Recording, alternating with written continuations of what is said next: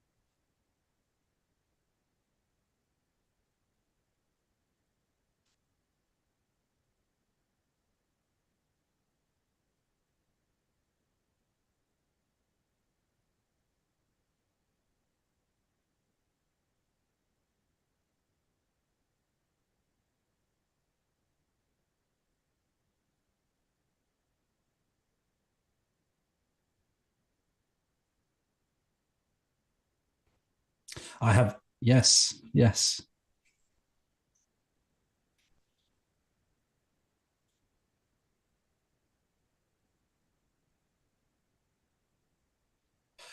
So I gather, I'm not sure where he is with that now. It says LB0FI. That's Mort over in Norway. He's got a great channel. And yeah, have a look at that. And I was very, very honoured to be invited over to do a bit of a stream with him earlier. So yeah, check out Mort's channel, guys. LB0FI. Guys, nobody can hear James. No one can hear you, James. No one can hear you. I can't hear you. I don't know if they can hear the others. Oops. Let us know in the chat if you can hear me. Yeah, sorry, finger trouble. I forgot to turn the mic on, which is never a good thing. There we go. Okay, so you probably gathered then from the one-sided conversation, Tim's just come from another live stream with LB0FI, and I gather he was trying to get 1,000 subscribers today, and I don't think he quite made it. He's on 980, so I wanted to give him a little bit of a plug, see if we can get a few subscribers for him. So if any of my moderators fancy putting a link in the chat, that would be good. Let's see if we can get him up to 1,000 subs by the end of the live stream. I think just give that channel name again there, James. And it's LB0FI, Lima Bravo 0 Fox India. So he had a little banner running across the bottom of his screen. I think he was looking at giving away a radio at 1,000 subscribers. So let's see if we can cost him a little bit of money. Right, running through the chat, who else we got? We got all the usual suspects. We've got Jimbo, Bill's in there, LB3FJ, good evening. And we got Carl in there as well. He's I quite often talk to him on Worldwide Flora Fauna. He's big in the Worldwide Flora Fauna. Okay, so let's quickly run through the channels and the introduction. So top left, we got Dave, who's frantically trying to put a link up there at the moment. Yeah, it's in there now. Yeah, Irish Ham Radio. So give us a quick rundown of your channel, just what you get up to. I think most people watching this will have seen you, but just give us a rough idea what you do. Yeah, no problem. Thanks very much. And thanks very much for having me this evening, James. Much appreciated. My name's Dave, call sign EI5IMB. And my channel is Irish Ham Radio, as you'll see me in the comments there as well. I primarily work portable most of the time. I love operating SOTA, just general portable out of my camper van as well. I do run a good bit mobile, usually on 2 meters, but I am set up for HF mobile as well. And I have a fairly shack that I'm fairly happy with here too. But definitely my portable log is bigger than any other log I have, I would say. That's pretty much me. Yeah, I think that's the same for me as well. I think it's just getting out away from all the noise. We'll come on to the advantages of going mobile in a minute. But then moving on, we got top right of the screen. We've got Chris M0RSF. Evening, Chris. Good evening, James. Good evening, everybody. Thanks for the invite as always, James. Channel Chris M0RSF. QRP, obviously low power. And portable operating. There's some SOTA in there, a bit of HEMA, the humps excluding Marlins Award. My first venture into worldwide flora and fauna with you chaps, which was a blast, and look at definitely doing some more of that. So yeah, just general amateur radio and QRP portable operating, James. Yep, and then moving on, bottom left we have Fraser MM0 EFI. Hi, good evening, James. Good evening, everyone. Thanks for having us on. Yeah, I've had a license for years, but I've been climbing hills longer than I've had an amateur radio license. So when I eventually linked the two together and started doing SOTA, that kind of drove me. So I got my mountain goat, and I still love doing my SOTA, but I'm looking to kind of branch out. I've got this Land Rover. Well, I've got a few Land Rovers. That's why I'm the radio rover. It's really the radio and the Land Rovers, and one of them's a camper, and it's got this 40-foot mast on it. And honestly, I've had it for 2 years, and the mast's been up 3 times. We sometimes use it for rally radio, and I've been determined to use it a bit more.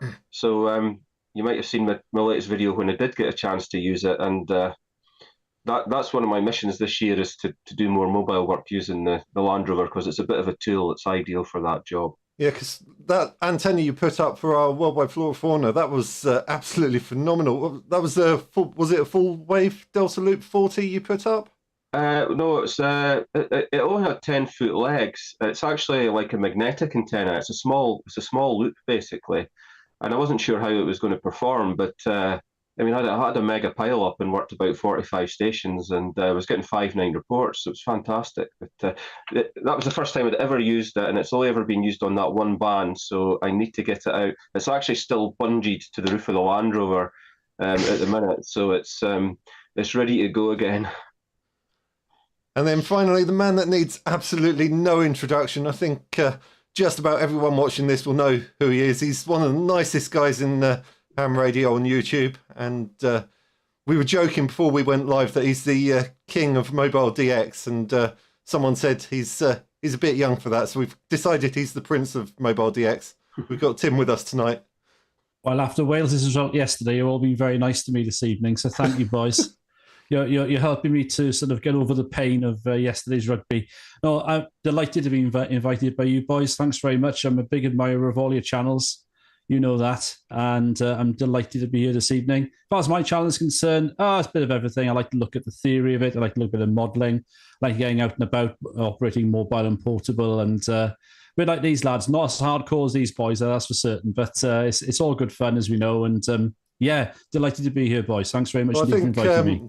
I think you're really good, because I think you've said before that you're a college lecturer, aren't you? So you're you're really good at putting across the theory, whereas me, I'm very much, let's just go out and try it, see what happens. It might work, it might not.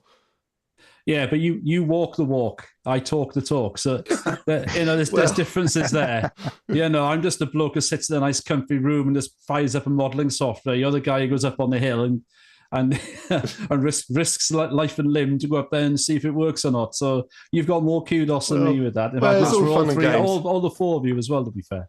That's good to see it. I have to say, Tim, if you'd built every antenna that you'd modelled, you'd need a warehouse to keep them all in, wouldn't you? I'd be divorced, that's for certain. I've just got this image of this big antenna farm where all the antennas go to die behind the shed. Big piles of metal stacked up. Yeah, that's it. Yeah, my secret burial ground for my wire antennas. Yeah, it's getting a bit full now. What are we all drinking tonight then, guys? Do you want me to go first? I've got a brandy You're on and the coke brandy, tonight. weren't you, Dave? Yeah, brandy and coke tonight. Well, I have to say, after overachieving yesterday, after watching Scotland beat Wales, I am on water today. He's been sensible, see? Chris? Coke, with a shot of Coke in it. Tim, what are you on? Decaf coffee, but in the mug of the biggest and best football club in the world. So thank you very much. I was about to say another sensible one until you mentioned the football club. And as for me, my partner went out and he bought me the most ridiculous bottle of vodka. Huge, great thing. Wow. So, yeah. Wow. So, James, thanks very much. Gradually Because for a working minute my there, way I was through going to look like the alcoholic of the group, but happy now. Very good. I'll tell you what, I don't know if you can see on camera how much of that is left. That's lasted about a month so far. That's how much I've drunk in a month. That's between tonight. two of us. So I try to be a little bit sensible. You've won. Yeah, you win. You win. Well, I don't know about that. Okay, so we're talking mobile radio then. I think perhaps we ought to start off with a bit of a disclaimer here. Let's talk about what the law says first, because here in England, the law says, although we're banned from using mobile phones, you are allowed to use two-way radios. Having said that, the police could do you for driving without due care and attention if they think you're being careless. Personally, I do not use the radio whilst driving. I don't recommend it. So I think the other guys on here would take a similar standpoint. So from that perspective, for the purpose of the conversation today, we're going to assume that we're doing this parked up in a car park, either on a hilltop or in a lay-by in a safe location. I think, we have to be seen to be promoting safe operations. So I don't recommend. If I can just say that the whole reason I got an amateur radio license was when I moved back to Scotland, I joined a Land Rover club in the Central Belt, and we used to go out on off-road events once a month and do different things. And most people that have got 4x4s use CB to communicate to one another. But the guy in this, one of the guys in this club had an amateur radio license, and he got everybody in the club to get 2-meter sets, and we all got foundation licenses. And the off-road club actually got to the point that it was actually running its own exams to put people through amateur radio licenses. So when I started, I was purely a mobile operator. I had a FT, I think it's an 8800, the 2-meter and 70 centimeter thing, which was a brilliant radio. And we just used to use them when we were at off-road events and things like that. And that's what I did for about 3 or 4 years. And then I've got an electronics background. And eventually I thought, I'll go and work with myself through the exams. But it was purely for using off-road as how I started with it. Just looking at the comments here, G5STU, he says he reckons they recently changed that law, so I could be wrong on that. Check it for yourself. But it's like I say, make sure you're legal with the laws of whatever country you're in, because it may be different if you're in a different country. It's pretty much it's a similar scenario here, James. They have a very specific law under the Road Traffic Act about mobile phones. Two-way radio comes under a different category. It's there's in-car communications devices, which includes like your FM radio for your stations and stuff like that. So it's basically the same as what you summarized. It's all about interpretation then as to whether there's dangerous driving or lack of due care and attention, as you said. Yeah, it's very much down to how you interpret it, I guess. And I've just noticed in the comments, you may have noticed we're a man down today. We haven't got Chris 2E0 UKH with us. He's just posted in the comments he'll be with us in 2 minutes. So fingers crossed, hopefully we'll have second Chris with us in 2 minutes. Then we can all get very confused because we've got two Chris's on the live stream. There was another comment up here, if I can find it, that I wanted to go back to. Probably one for Tim, because you recently did a video on this from LB0FI. How does parking in... he says parking in saltwater. I wouldn't suggest that's a very good idea. I think he means parking parking near saltwater affect your ground plane when operating mobile? You're probably the best man to answer that, Tim. Oh, well, I'm lucky enough that I live a 10-minute drive from the coast. I'm in West Sussex, so I'm literally 2 or 3 miles from the coast. I've never actually operated right by the sea. I operate within about a wavelength or so, a couple of wavelengths. I mean, the Peter Parker, you know you all know VK3YE, right? Peter Parker in Australia. He did a video, and I know other people have looked at it. I've looked at this as well, but he actually did a real world video where it did show about an 8 to 10 dB difference between being further back and being right next to the salt water. And I think the modelling suggests that. Somebody else did a study that I looked at where you had 2 consecutive stations running Whisper.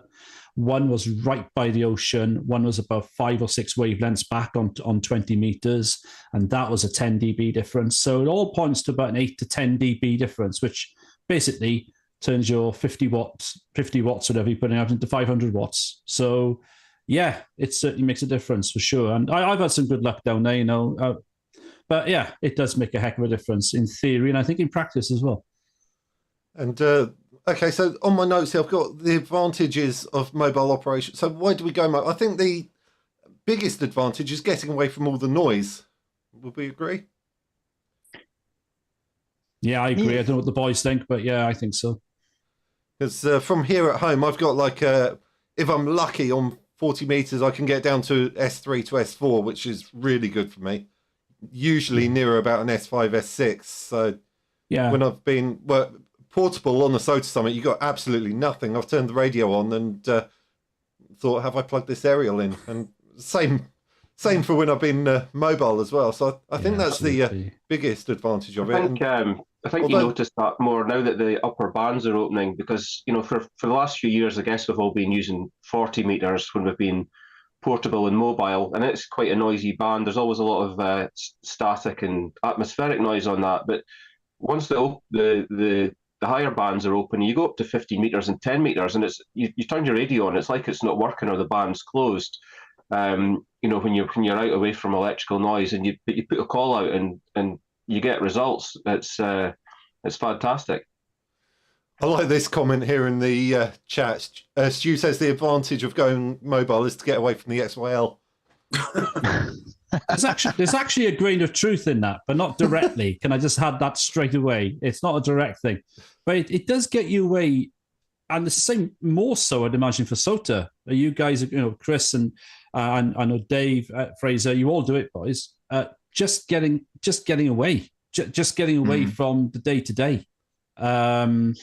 Literally spending that 2 or 3 hours just being away. It just makes a difference. I think it's actually, in all seriousness, and it sounds really sweeping, but I think it's actually pretty decent for things like your mental health. Just getting away from the day-to-day stuff. I don't know what you boys think, but absolutely. Yeah, that's one of the reasons I do SOTA quite a lot. I just like getting up the mountain away from everybody, the peace and quiet, operate in a nice area. You got all the nice scenery all around you. You know, I was out on the SOTA Summit earlier and it was absolutely lovely.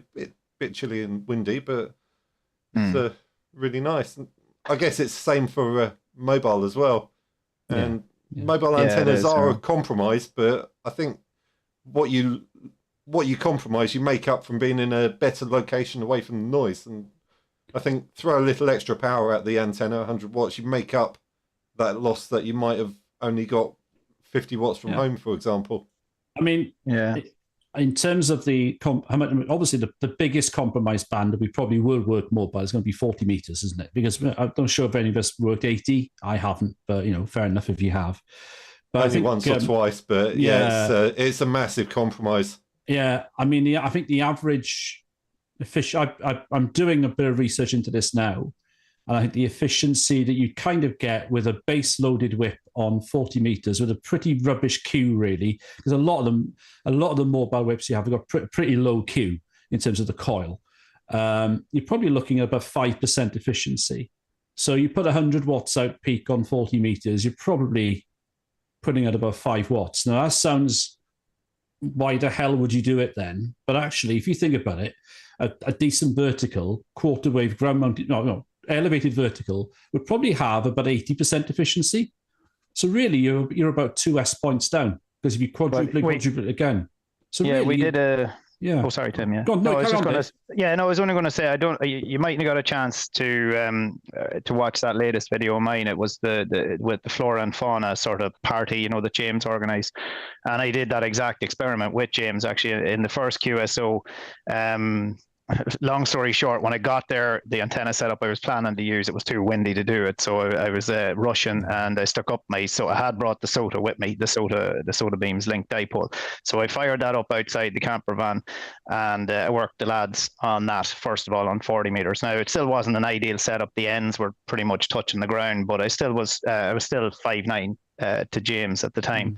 So another operator actually who came along just to visit at the operation and made a few QSOs. I think he talked to you, James, Leonard EI2 JHB. He had a 40 meter Ampro, you know, your favorite whips. And I did say to James, actually, I was going to just tune that one and try it out a little while later, because the perfect opportunity to try like for like conditions. James' conditions were the same, my conditions were the same, and it was probably only a half an hour, 20 minutes in the difference in the time. And the mount that I have on the camper van is really well grounded onto the roof rack, into the body. Like, you know, you couldn't get that. And it was about nearly 3. It was about 2.5 to 3. So you're pretty close with the modeling there as well. Like, it was about 3, James, you reckon, but I'd say I think about 2.5 to 3. The receive was the same for me, but James, it was obviously getting me a lot lower, like, so.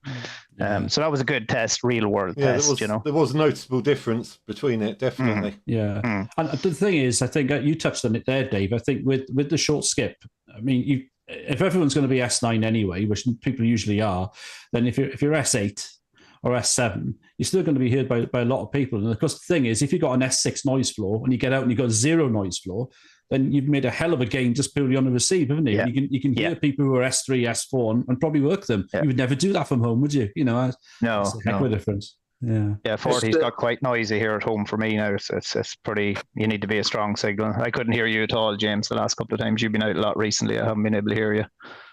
Yeah, the last couple of times I've only been running 10 watts when I've been out. But then again, see, I say that, but power isn't everything, because I've got a BLA 350 linear ramp down here. You put 10 watts in, you get round about 250, 300 watts out. I've done some experiments with that with the Web SDR, just keying up and seeing what my audio sounds like and what S strength I get on the Web SDR. And the difference between 10 watts with the radio barefoot and 250 to 300 watts is usually only about 2 S points. So it can help if you've got QSB to stop you fading down into the noise.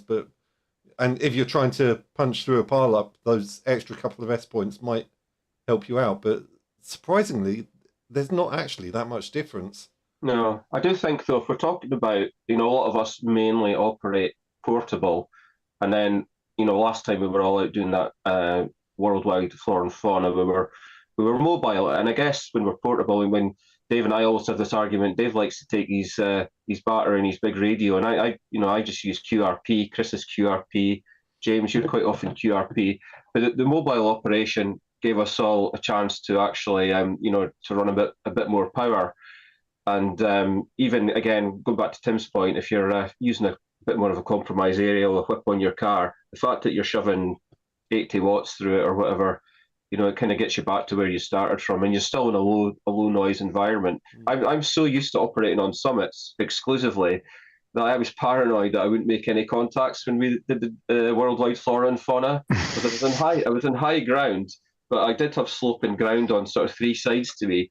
And in my brain, because I wasn't on top of a mountain, I thought, oh, this is going to be terrible, you know. And it's just, I do need to broaden my horizons a little bit, I think. Yeah, I mean, the thing is, with flora and fauna, most of your contacts are going to be around Europe, so that's actually fairly high takeoff, both on 20 meters and 40 meters. Yeah, you're probably going up, I don't know, what do we reckon, about 30 degrees angle off the ground, something like that. So if you look, who knows, at 30 degrees from your viewpoint, you're probably going to go up over the hill. Yeah. And of course, guys, 40 meters from me at home's unusable. I get S7 a noise, and it's one of my favourite bands. I like operating on 40 meters. And like you guys say, you can get away from all the noise. But also one thing to think about is I live in quite a big city. I think it's the fourth biggest city. I live in Leeds. Tim can put that mug away for a start, right? Okay. Nobody. If I call CQ from home, nobody wants to work Leeds. It's massive. Forget that. Yeah, Leeds is a big city. They hear you calling CQ from home, they might not be interested. Whereas I can go less than an hour up the road, and I'm in a worldwide and flora and fauna area. Yeah, I can go mobile there and sit in my car, regardless of the weather. Us guys on mountaintops, I know James likes to get out in the rain quite a lot. But, you know, it don't matter what the weather's like. You sat in your car, you can make yourself desirable. You can make yourself the DX, as those guys showed, going out mobile. You're going to get more people want to work you if you're in an interesting location. Well, that's exactly it. Massive pile-ups with the worldwide flora fauna. You know, I've had some big ones, and I've live streamed them as well. So I've done it live, and it's had some interesting results. And we got Chris has joined us. Evening, Chris. Evening. Can I just check my audio's all right? Yeah, you're absolutely fine, Chris. Thank you. Yeah, you're sounding good. Yeah. Thank Yeah, you. hey, I do Chris. apologise. I've been up since 5 a.m. and I just drifted off. Oh, that's all right. I'm sure we can forgive you. Yeah, James in the comments, Jimbo, he let me know. Evening, Good Chris. man.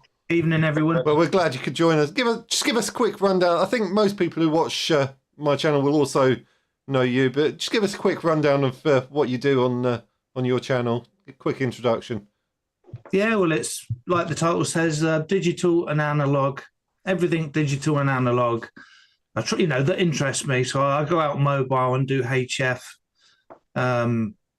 Much similar stations to a lot of you, Tim and yourself, James. You know, when we're mobile, use the slide winder, and got to have ham sticks in the car, ain't you, Tim?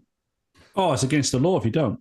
Yeah, no, they're so easy, and they're cheap, and you can experiment with them. So I do mobile stuff. I do stuff at home. I do a lot of experiments with handhelds, getting into repeaters abroad.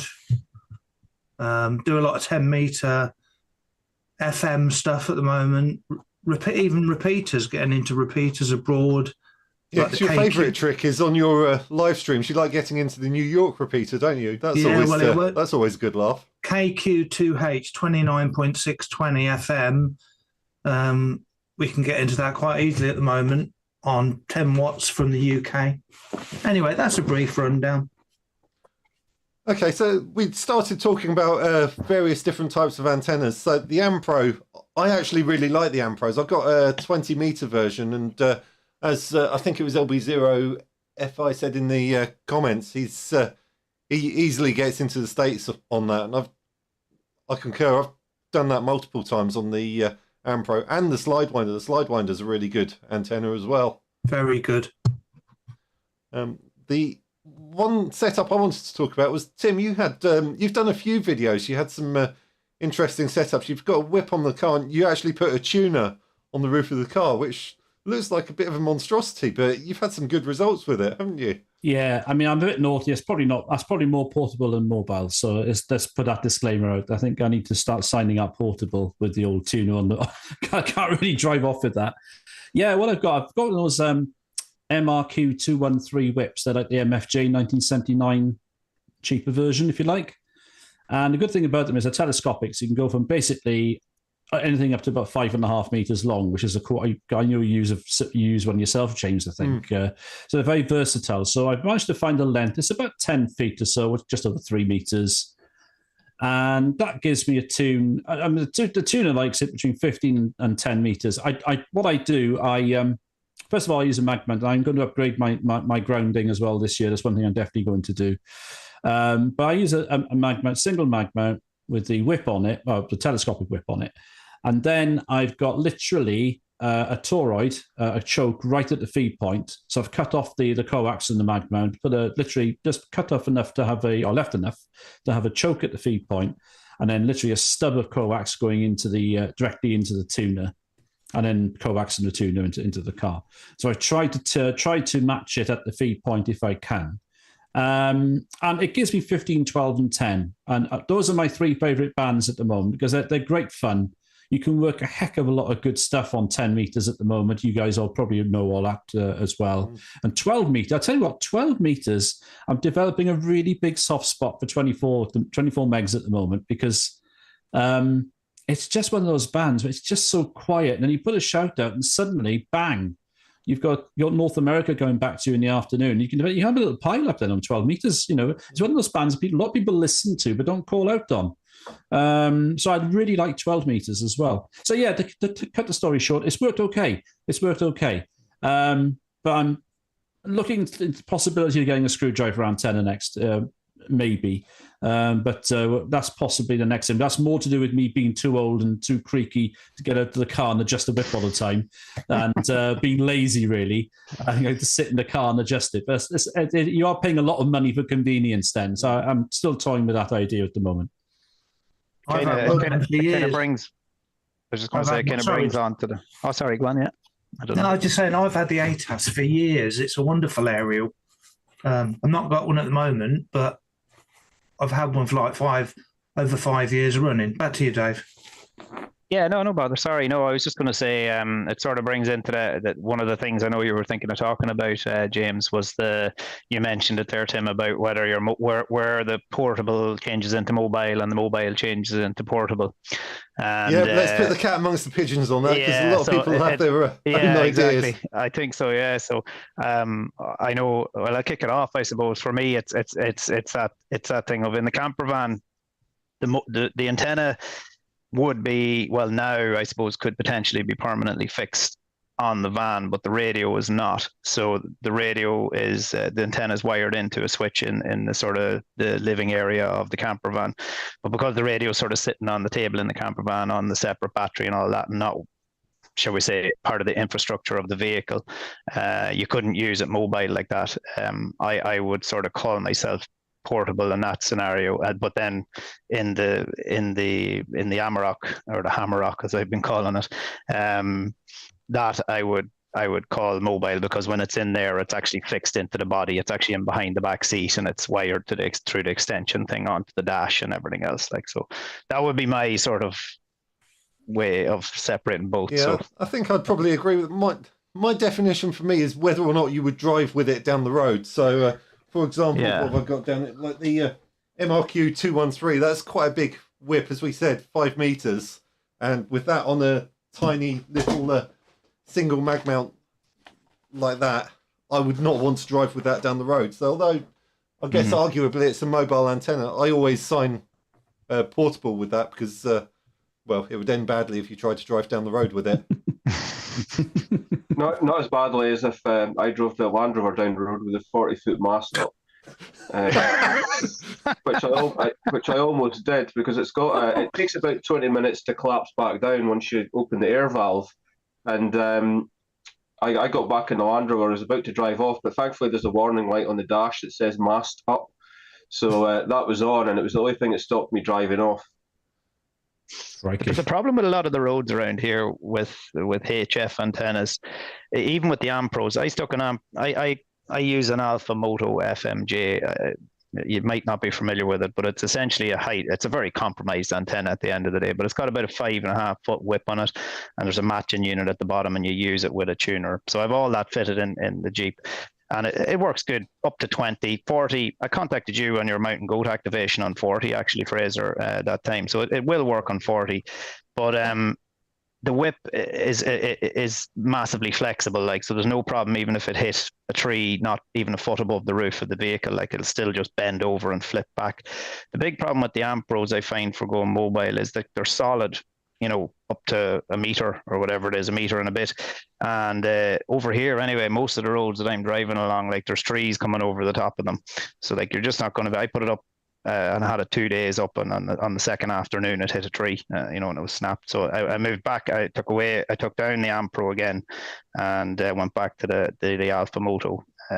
So that's the only thing I find about the solid ones. Although obviously the Ampro would be better than the Alpha Moto. Chris mentioned the ATAS 120. When I bought my FT857 donkeys ago, it came with I can't remember if it was a free ATAS, but I got it pretty cheap with it. And I was really just starting off on HF, and I didn't really know what I was doing with it. But I had it on the roof of a previous car, and it worked really well on 20. So I've put it on the roof of the Land Rover I've been using, and I connected a Whisper transmitter up to it one night, and set it on 10 meters. And you want to see where the Whisper beacon was picked up. It was picked up in Antarctica and South Africa and all sorts of stuff, and that's running 250 milliwatts into that ATAS. Obviously, the further down the frequencies you go, the less effective it is. But I suppose that's like any of those antennas. But that's another thing. I can definitely do some A to B testing now, because I've got that and potentially the Delta loop on the roof of the Land Rover. If I wire them into a switch, next time I go mobile, I'll do some A/B testing just to see how effective it is. Has anyone got any experience of altering the length of the whip on the ATAS, and what results did you get? Because it's quite easy to strip it down, isn't it? And put a bigger whip in. Any comments, Fraser? I've read about that, the same as you, Chris, but I've never not tried it. No, I've not tried it. Mine is high enough as it is on the roof of that Land Rover's 9 foot off the ground, so I don't want to be clattering trees. But I certainly think it would work, because it would give you more metal in the air, and hopefully the tuner would still work out where to put the coil. Yeah, hopefully. Just getting the right sweet spot, the length of it. By the way, I was out mobile today on 15 meters. Has anyone experimented with AM on 15 meters and 10 meters? I was on AM. There's a portion just above, well, it's about 21.400 up to 450. There's an AM section. They use it a lot in America. And also on 10 meters, exactly 29 megs to 29.1. There's a lot of AM just chit chat going on, and it's brilliant. Cool. I've not tried that one. I've listened in on. There's a AM channel on 60 meters. I've had a couple of QSOs on AM on 60 meters, but not tried it on any of the other bands. Yeah, I've heard some voices up on 21,400. A couple of guys in the States quite often use it on 15 AM. Funny enough, if we talk about modes other than SSB, the best thing I couldn't work in. The best thing I heard about 3 or 4 weeks ago was on a Saturday morning. I was up just spending an hour or two up in my usual spot, and heard Hong Kong on FM on 10 meters. That was quite. That was amazing. A friend of mine, Adrian G6AD, he worked him, so that was a hell of a contact, really. Brilliant. Yeah. And he was S9. I mean, he was S9. I heard Brazil, Tim. Yeah, I heard Brazil on 10 meters FM, but I couldn't get back to him. No, well, and things are only moving one way. I mean, I think I mentioned to Morton, and we discussed it earlier, that the way we are now with the SFI, it's much higher than it was in the previous cycle, isn't it? At this point, so it looks like it's going to be a bit of a cracker, hopefully. So that's going to today is, for anyone that doesn't know, today was 210, and the sunspot count, which is I think the second most important one, it was around about 200 today, because I sent a message to someone, and the highest I've seen it this year, was it this year or late last year? I think, it got it? God, it was 230, was it, or 250? Yeah, it was something. that. Yeah, remarkable. And like you say, we've got another 2 years to go, so we've already surpassed the previous record. Yeah, great time we got in the higher bands. I'm just back from a holiday in Tenerife, and I did 5 different SOTA summits there. And I started off on 10 meters on just about all of them. And every time I was on 10, I was getting across to the States, Canada, South America, as well as all the usual Europeans. So it was absolutely fantastic. Guys, I'll be back in 1 minute. If you can hear me, I'll be back in 1 second. Sorry. Okay, yeah, your video's gone a bit funny, Tim. Yeah, back in one second. Problem. Yeah, no worries. Problem, Tim. No problem. James, I'm just looking at the. Can I answer a question on the chat from MM7WAB? Just asking about a wire antenna that's easy to transport on a bike and quick to deploy. So I don't know if anybody's got any opinions on that one. Well, I don't know about easy hamstick. Yeah, I think you're right, Chris. To be honest, the ham stick's the way to go. Like, something in that area, you know. you can buy all sorts of mounts and everything for them, and you know they sell them here actually. Even in our local shop, there's an aluminium one, and it's designed. What it's actually designed for with the tread on it that the ham stick goes into, it's designed for CB antennas. So it's designed for, you know, the bar that would come out on a farm on a tractor's wing mirror or a lorry's wing mirror. You know, you have that steel bar that holds the wing mirror on. So it's perfect size for if you had a carrier on your bike. It would fit in it perfect as well. Yeah, Dave, can I just recommend, it's called an MD 7400. I've used it hundreds of times. I've worked Australia. It's the only time I've ever got to Australia. It's quite short. It's about just over a meter and a half long. I just answered the question in the comments on YouTube. MD 7400, Moonraker sell them, Martin Lynch sell them. They go under various names, but it is a manual slide winder where you move it up or down, and that's another one I recommend. Sorry, Dave, carry on. Yeah, no, sorry. Yeah, no, that's all I had to say anyway, Chris. Yeah, no, I'm looking at that myself, actually. There was another question in the comments I was going to go for amateur radio hobby. Can't speak now. Amateur radio hobbyist. He's asking trunk lid mount, trailer hitch mount, or mag mount. I think that depends on your car. I think performance-wise, trunk lid mount, you can get better grounding, so that's probably going to work the best. But it depends if you want to do the paintwork in on your car. Personally, I would always go for a mag mount. Drill the roof. Triple mag mount. Drill the roof, boys. Just do it. Well, I've done that with my motorhome, but I wouldn't do it with the car because it's on a lease. Know, yeah. But Just going back to that comment there, he was actually looking for a wire antenna for going bicycle portable. So I would have to say an end-fed half wave. There was one time I'd forgotten to bring half my stuff with me, and I just sat my KX2 on my saddle of my bike, and had the end-fed half wave just fed out of that and up into a mast, and it worked really well. I was cycling to work one day. It was about 30 miles, and I just I took a SOTA Summit in on the way, and so that was kind of, I don't know if you wouldn't say it's bicycle mobile, but it was certainly bicycle portable. You need a tuner though, would you, Fraser, for that?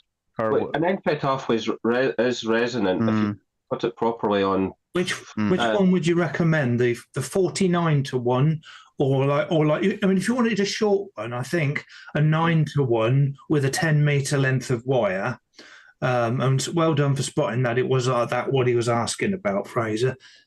My experience, I've used a 9-1 with the 10-meter length of wire that come with it, and that was okay. Or I think the best overall one, a 49-1 with a 67 feet of wire. That's a good recommended length. Yeah, that's what I use. It's a 67 foot, and that's resonant on 40, 20, 15, and 10. Now on 10, it's got lobes all over the place.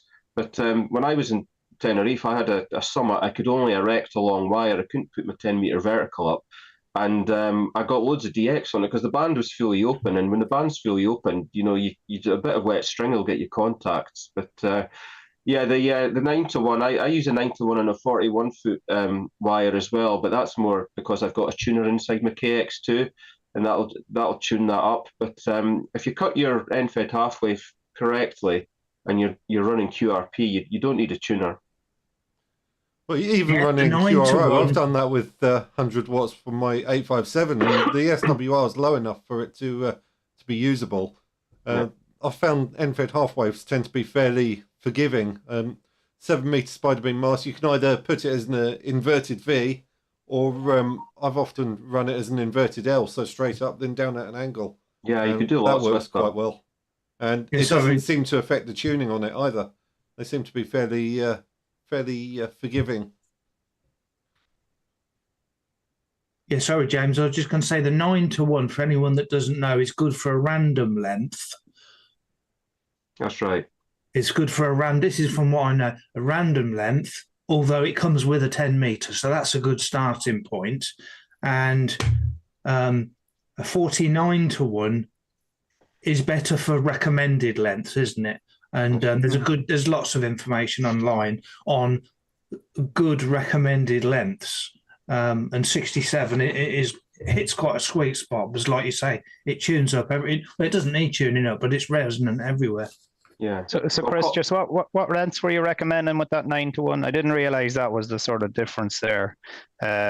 Sort of a good, obviously everything's a compromise, but a good length with the 9-to-1, because I am looking to change personally. I suppose we're talking a bit more portable now, but to change or try a few different things with the portable setup. About a 10 meter, did you say, with the 10 meter length? Yeah, 10. I got mine from Moonraker, and it came with the 10 meter. And for in an apartment, that was just right. Okay. Dave, if I can jump in, if you go online and Google random wire antennas, there's kind of like a list of lengths that are work, because you have to pick a length that is going to have quite a low impedance at your feed point. Whereas an NFET half wave has got a huge impedance. That's why you have to use that 49-to-1. Yeah. And so I use a 41-foot wire. I was using that today with a 17-foot counterpoise on the ground. But I also use a W3 EDP, which is just another random length, and it's an 84-foot wire. And obviously, it's quite a bit longer, but you will get slightly higher, signal reports, I guess, with that, because you've got more wire in the air. But they're quite forgiving. You can run them up a tree at any angle, vertical, horizontal, and but like you say, you do need a tuner. You don't even need a 9-to-1. A lot of people use a 4-to-1. You're just looking to bring that impedance down so the tuner in your radio can deal with it. Can I just ask Fraser a question, right? Because I've got, like I say, I'm in a block of flats. I'm like upstairs in a house. I've got the upstairs bit. Okay. Luckily, in one way, for radio. But where is it? The window, the other side. The window up in that corner there. You can't see it. Up in that's a Velux window, and it can open at 45 degrees, and I can stand up there. And I've got a 9-to-1 going into a radio in the shack. There'd be one behind me, actually. And I've thrown a 10-meter wire, because that's what it came with. I threw it over the house, right over the house and down the other end. And I can occasionally hear people, and it's, and on paper it looks good, 1-to-1 or 1-to-5, but I don't really get anyone. And it's because it's touching the roof. It goes up the roof and down the roof. I just wondered what I could do to improve that. I have heard of people, when I first, I bought an RSGB wire antenna book years ago, and that's when I built my first W3 EDP. And the guy that described it in the book, he had a system like you're describing, where it came out his window and over the eaves of his roof and drops down. And it's important that you do have a 17-foot counterpoise when you're using something like that as well. Do you have a counterpoise on your one? No, because I don't have access to that. There's no soil or garden, Oh, but it could just dangle out your window. Well, that's an excellent point. I'll there's people below me, but I could at least experiment. That's what we should do. Or even even at 90 degrees, if it went along a gutter or something like that, that would be worth a try as well. But most of these random wires, they do work better if you've got a counterpoise of some sorts. I'll tell you how good random wires are. I had a 9-to-1. This was when the cycle was terrible, about 7 years. It was about 7, not as good as now anyway. Let's say 7 years ago, 5 years ago. And I was at my mum and dad's house, and I really didn't know what I was doing. And I strung out a 9-to-1 with it really was a random length. It was just the length of where this tree was, it wasn't planned. I just threw a wire in that, and I got straight into Prince Rupert Island in America, West Coast America. And this was when the conditions were bad. And just say hello to Chris on the stream, because I haven't said hello to him yet, and I follow his channel as well. Just to say in the comments, Tim says he's got to shoot off. He's got a few unforeseen problems. So big thank you for Tim for joining us early on in the live stream, and hope nothing too serious that you've had to shoot off for. Yeah. Thanks, Tim, if you're listening. Good to see Tim. Yeah, thanks, Tim. Always a pleasure. Yeah, good evening, Chris. Trust you well. Yeah, doing all right. Yeah, I feel fine now. I've woke up. The sense of dread, though, I was only 10 minutes late, but the sense of dread was I wasn't planning to fall asleep, but these things, when you've been working on a Sunday, it's horrible. Yes. But do you feel better after having that nap, though? Wonderful, yes. It's I don't always know what it good, does isn't to it? you, but you wake up, apart from the sense of dread, because I looked at the time, I was rapidly setting my screen up, my green screen and everything. Yeah, because I was looking at you there for a minute. I realised a little while after it was a green screen. I was going, how is it bright? I could see light coming in through your skylight there above your head. Yes. Is that the only?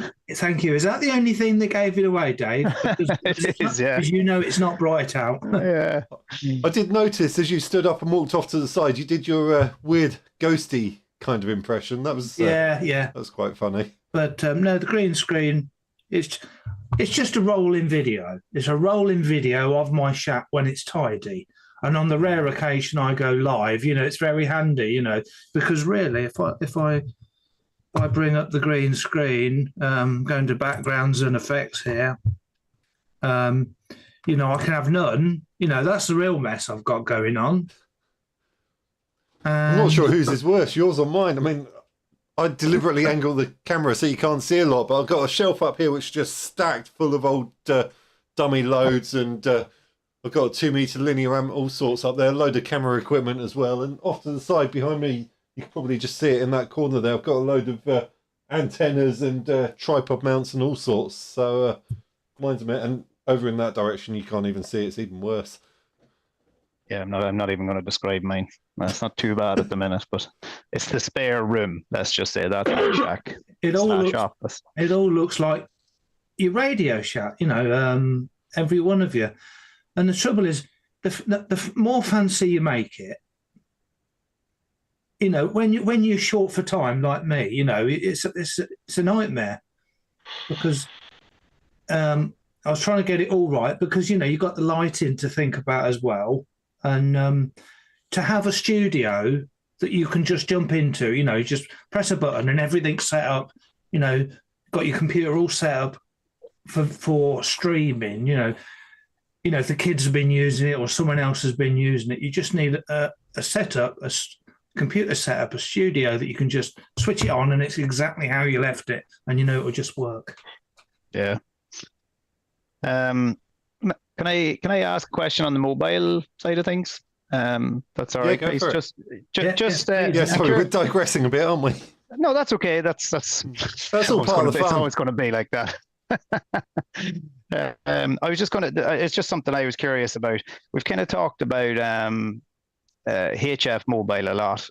Basically, that's the only mobile we've talked about so far. Personally, why one of the main things I like about mobile is the VHF 2 meter mobile and repeaters and all of that as well. I do a lot of driving for work. I'm on the road a good bit, and so I'm just kind of curious as to do you guys run 2 meter mobile /70 SEMs? I don't know, depending on what there are. So your UHF, VHF mobile, that's kind of really.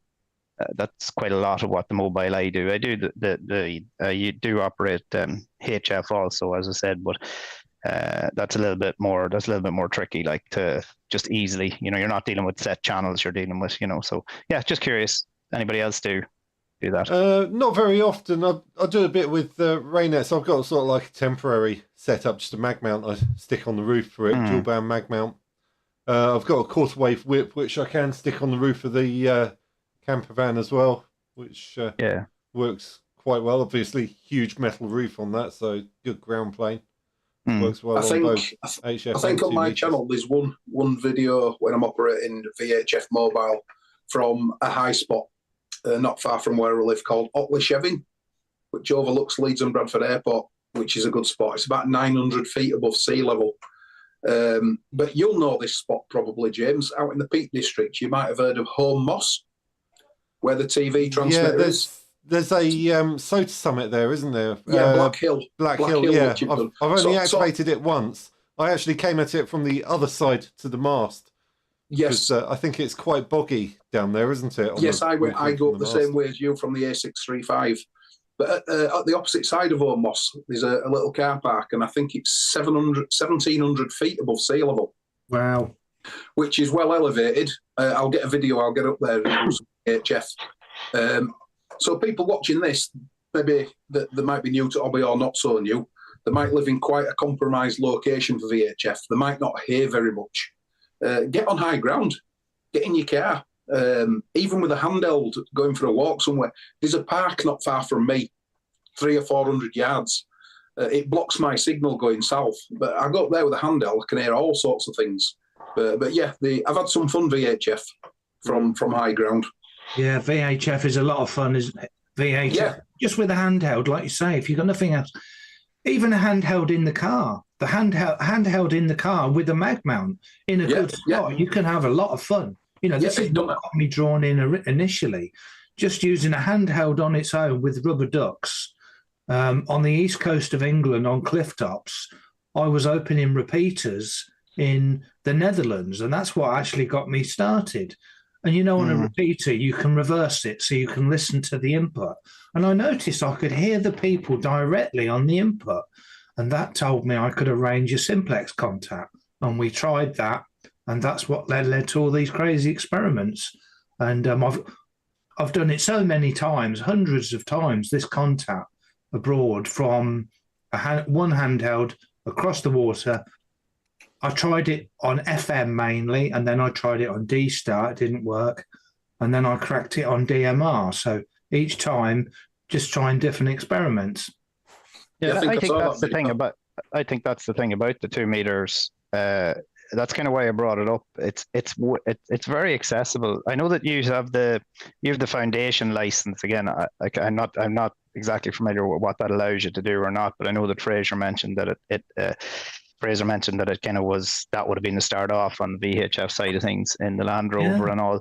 But it's also the price, like it's massively accessible. I mean, like you can get a very, very inexpensive 2.70 Sims rig, a little mag mount, and away you go. Like, and that's kind of why I'm raising it. You know, HF Mobile, I don't care what anybody says, it's not a cheap thing to get into, like, you know, straight away. You know, like you can spend more and you can spend less, but it's never going to be as cheap as getting yourself set up on 2.70 Sims and going to a hill, you know. So and the aerials are so forgiving on 2.70. Have you noticed? You buy one, you plonk it on the mag mount, and normally they just work, don't they? I mean, you can move them up and down, but they just, for some reason, I mean, it's because the frequency is higher, but they're so forgiving. You know, they cover 2.70 perfectly.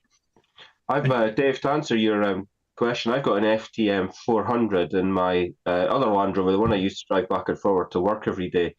And to be honest with you, I never really knew much about APRS when I bought it, and then I got into understanding all about APRS. And my road's fairly quiet; it's rural. I've never got many people to speak to, so I ended up building my own APRS digipeater, which is on the side of my house now. And so my FTM 400 just speaks to that as I drive back and forward to work. But it's a handy. I use it when I do a lot of motorsport, and we have a proper motorsport safety frequency that we have the radios in all the vehicles. So a lot of the guys have got amateur licenses as well, and we do use 2 meters for a chat. But you know, living in northern Scotland, it's fairly quiet. When I lived in the central belt of Scotland, there was a lot more people on 2 meters in that area just for the population density. But well, that's one of the things about it. Obviously, you do have to have a bit more density in the area. But it depends what part of the country you're in as well. Down here, 2 meters is really quiet. But if when I've done my trips up north for Soda Summits up north around the Peak District and Lake District, there's a huge following on 2 meters there. Two things, James. I mentioned on our WhatsApp earlier, there's a really good tropo forecast for the UK tomorrow. So I'm going up a SOTA summit, and I'll be doing 2 meter sideband about 11 o'clock tomorrow morning, and I'll do 2 meters FM as well. So if anybody's about, it's going to be a great opportunity to get communication right across the UK and probably into Europe on 2 meters tomorrow, hopefully, if it's all working well. Well, that might be an interesting one. I'll post the site that you look up the conditions, dxinfocenter.com. Carry on, James. I was going to say, just noticed in the comments, G5STU, he says he's going to be out hilltopping over the next few days, I think. So that might be an interesting one for you, Fraser. Try and get a signal down to Stu. Yeah, well, that's it. I've worked down to Devon from my area before when there's not really been much of an opening on 2 meter sideband. So we'll see what happens. There was also another question about how do we power our portable setups when we're out mobile. That's probably a good one to go around and ask everyone. Yes. Yeah. Okay. So for me, and we got Tim back with us now. He's put some money in the meter by the looks of it. Yeah, sorry, chaps. We're back. Yeah. So power supply. It depends what radio I'm using. If I'm using a QRP radio like the ICOM 705 or the 703, I've got just these homebrew lithium batteries. I think they're about 12 ampere hours, fairly small, lightweight. They'll keep it powered for about 2 or 3 hours. If I'm going QRO with the bigger stuff, just one of these Ultramax lithium batteries. I think Tim, you used one of these as well, don't you? This is the 22 ampere hour. That's version. right. Yeah, that's right. That'll keep my 857 powered at 100 watts for at least a couple of hours. Oh, they work forever. They're brilliant. They're brilliant little things. Yeah. And I think Dave's gone off to grab something to show us. Yeah, I have. Yeah. Well, I think I might have shown this maybe the last time on the Sota one, but this Sippy, I use this LifePo. It's an 8400. Can you see it there? Is it kind of clear? Yeah. Yeah. So I just have it modified. It comes with the XT90, and I just have the power pole on it. Obviously, for everything's kind of power pole in my setup. So you do need a balance charger for that as well, because you have the balance and all of that jazz. But I know you could. I know some of you guys have put. I think Fraser, you'd put a battery together. I remember you saying the last time. But I find that really good. Now it's heavy enough, like an 84. I have another one half that size. That's the one I took to Mallorca that time when I did my first. And that's probably what I'll take. I'm heading to Tenerife, as I was saying. I think I was telling you, Fraser, there later this year. So I'll be taking the one that's half that size for my portable apps over there. So yeah, I find that really good. I 50 watts. And I'm on SSB, and I've run it for an hour and a half, and it hasn't ran out. So that's solid going, like, you know. That's good. I'll be using one half that size tomorrow with my 857, and I think that'll do the job. But when I'm in the Land Rover, we're lucky. The Land Rover, because we've got it as a camper, it's got 2 full-size leisure batteries in the back, as well as the engine starting battery in the front. So, I mean, that would keep me running for weeks, I'd imagine. Yeah. And what a lot of people do with that setup is they put split chargers in as well. Don't they? Yeah, I don't know if you've got a split charger. I do have a split charger system. Because the Land Rover's got a winch, I could press a button and it links all 3 batteries together, which gives me loads of winching power if I'm doing recovery. But normally the engine battery is disconnected from the 2 leisure ones when the vehicle's stopped, because of the split charge system. And like I say, it would last forever. We've sat camped up for 2 or 3 nights just with the fridge on, the heating, and all the other bits and pieces, and it doesn't dent them. So it's a bit overkill, really, but that's what was in the Land Rover. What total size is there, Fraser? Because I have a 170 in my van now, but to be honest with you, well, now it's an old battery, it probably needs to be changed. It doesn't. Once I start using the cooler and the fridge, like it definitely 2 days, like that'll be it. I think there's 2 110 amp batteries. Ah, right, yeah, 220. Yeah, okay. That's so. Good, yeah. I use a leisure battery in the boot. Big and heavy, but solid and reliable. Go for weeks and weeks. Yeah. I've just got, what is it? It's 110 AH leisure battery. Quite a lot bigger than a car battery. And but they're not that expensive, they're not too expensive. Dave's lithium ferrite battery probably costs more than a big leisure battery. So it would, yeah. No, I'm going to change. I do use that in the Amarok as well, but I am going to actually put in exactly like you guys are saying there, and Chris is saying I'm going to put in a leisure battery in the back, and I'm actually going to stick a solar panel on the back of it to charge it. I don't want to plug it into obviously the vehicle battery. That's great. That's great. If you can be independent and charge it yourself, I mean, there's nothing worse than getting all excited. I'll see there's good conditions. Or go out there, you guys are motivating me, and then you find out your battery's not so good. If it looks after itself, that's one problem solved. Yeah, because you're not going lifting a big battery like that in and out all the time either. It's not what you want to do when you get home late at night or anything. Just kind of, I was going to say, in a vehicle, you can get away with having a slightly heavier than normal battery. The lithium batteries are great for portable use, but they're expensive.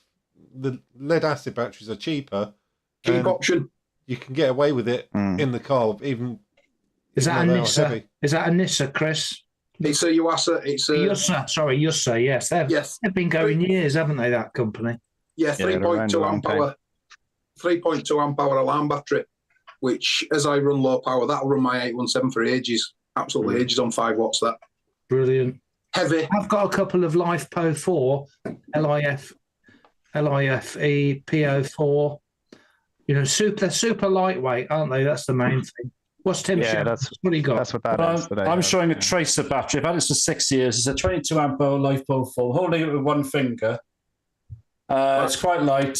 22 amp hours on SSB, 100 watts. That would probably see you through 6-7 hours, 8 hours. What technology of battery is that? That's a LifePo 4. Yeah. And I got another one. No, the LifePo 4 is a new.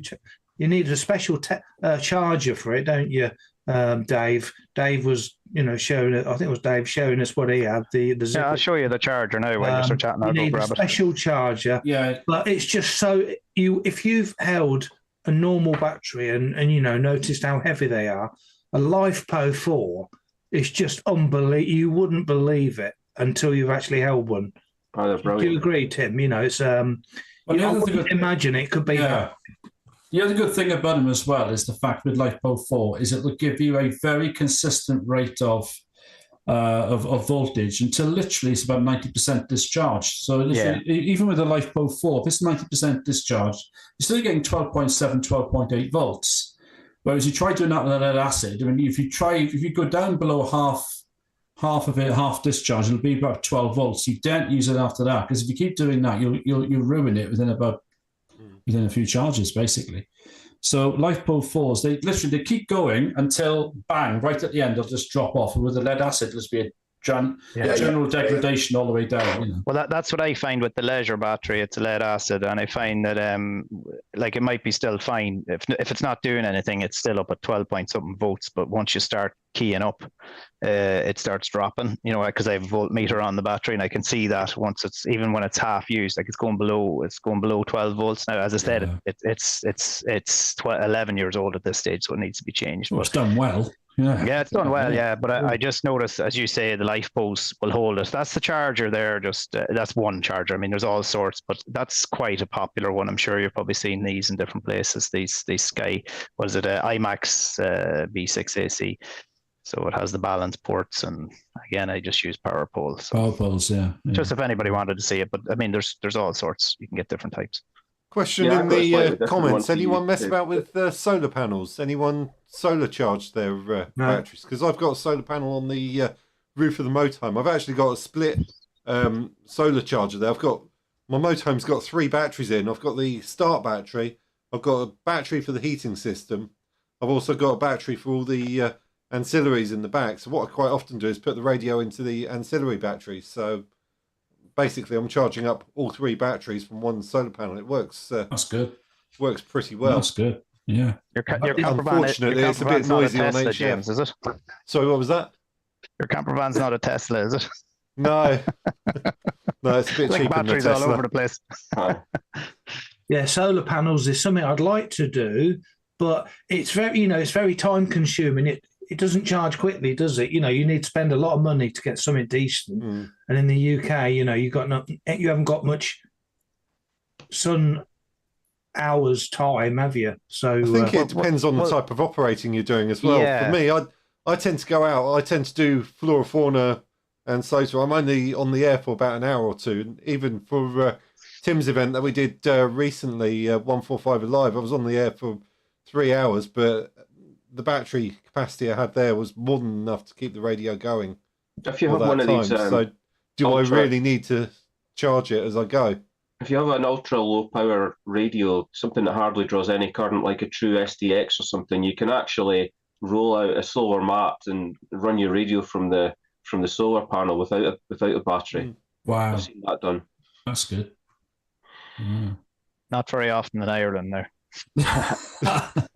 Definitely not in the northwest where I am here anyway. But you see, just on the type of operating that you mentioned, and I know Chris, you were saying there about it takes a long time. For me, what the solar panel would be about in the Amarok anyway, would be the fact of putting a decent sized battery in the back, in the actual bed, kind of fitted in there and wired up to a solar panel that's on the lid of the bed.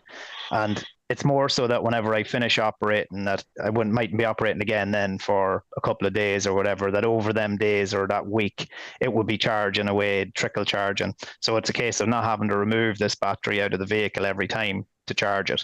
That's kind of what the solar panel would be for me, so that it should always be, I wouldn't be using it constantly, so it would be sort of saving me have to take the battery out of the vehicle every time after I use it.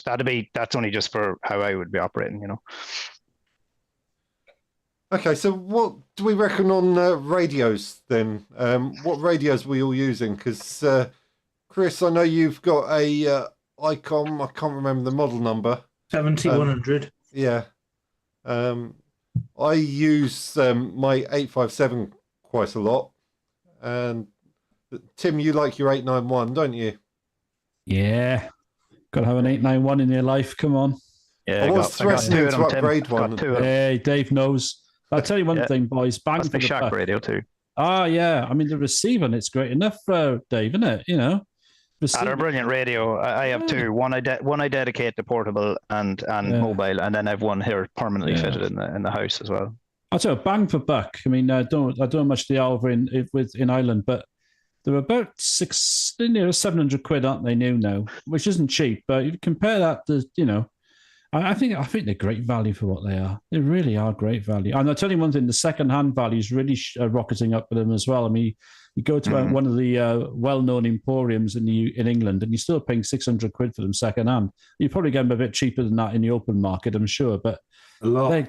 They are robust little things, as Dave will tell you. Probably they're not bomb-proof, but they're pretty sturdy radios for what they are. They really are. They'll just keep chugging away all day. I love mine. I probably would sell my 7300 before my 891. I really would. That's how much I love my 891. I just wouldn't get rid of it. The only thing with them, and maybe I'm missing the point slightly with this, is they took away 2 meters 77s from it when they just makes it better on HF, James. Yeah, I suppose. I've not actually got my hands on one. You're not going to win against Tim on this one, I don't think. I'll hop on your back as well, Tim. Okay, fair enough. Yeah, but I'll tell you one thing, though. There is a market, isn't there, for a new really good mobile shack in the box now. There is a real market for it now, isn't there? Because I know you've got the 7100, but that's getting long in the tooth. 857 stopped. A proper mobile shack in the box, that would sell like hotcakes, I think. Well, you've still got the FT991A, haven't you? But I've never got my hands on one of those. So but is it that mobile? Is it that mobile? I know people use them in the car and great, but I'm talking about like the size of an 857. I was going to say it's a bit on the large side, though. Yeah. It's more of a portable sort of camper van radio, and maybe you could use your first radio for 705 and an amplifier. I suppose that's the closest thing, isn't it? Because it does VHF and sideband and all that. That's a lot of money then, isn't it? You're talking about near, not far off $2,000 then, aren't you, really? For I think I paid I think I paid about 1,250 for mine, but that was a while ago. I think they've gone up a bit now. Yeah. I think they're about 1,500 now, the last time I checked. Go on. Sorry. This could be interesting. I use my 857 just because it is the only radio I've got. If I was buying one now, I'd be having the same radio that Tim and Dave have got, because I think that's the best option. It's the next generation, really, isn't it? I've thought about upgrading to an 891 from the 857, but I'm not sure if I can justify that cost. You know what? The fact you've just said you needed to upgrade is music to my ears, James. So, myself, personally, I use it for sort of out portable. I've used it in the car. Is the ASO FT817, which is discontinued. It's the 818. That's soon to be discontinued. This might be interesting. My main shack radio is the ICOM 705. It's never been out of the shack. It's the main shack radio that I use. That's very interesting. There's more. I also own a KX2, Oh, nice. which I've wanted for a long time. I've wanted one of these, and I got one before Christmas. Nice. So I've got the Icom 705, I've got the Elecraft KX2, and I've got the Acer FT817. If things got tough and the XYR turned round and says, look, you need to get rid of some of this, it's getting a bit silly, the one radio that I would keep out of this little lot is the 817. I knew you'd say that. Yeah. Yeah. Yeah. You only do QRP. You've done great working on that, though, Chris. Like, you've worked all over the place and that. Like, it's a baby to you now. I love it. Looking in Love the it to comments, bits. Stu says life's too short for QRP. I'm not sure if he's seen the 2 videos I put on my channel. The first one, I went up and activated, I've forgotten the summit name, up in the Peak District, Shining Tour. I activated it 2 meters FM, 2.5 watts with a 40-year-old radio, massive pile up. Everyone said, "Oh yeah, but you wouldn't do that on HF." So I went back, did it on 2 watts with an Icom 703. So you can get some good results on QRP. I'll tell you, Just want to let James know there. Sorry, really quick, just because it'll go up and I'll not see it. John Anderson says in the comments there's an 891 and a silent key sale in Lincolnshire, well priced. And how you doing, John? How's things? I know, John.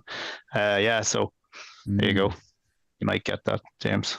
Well, I missed the chance to get an 817ND mint. It was properly mint with a speech processor from Sotheby's, and they're like rocking horse poo there, which would really help with the SSB audio as well.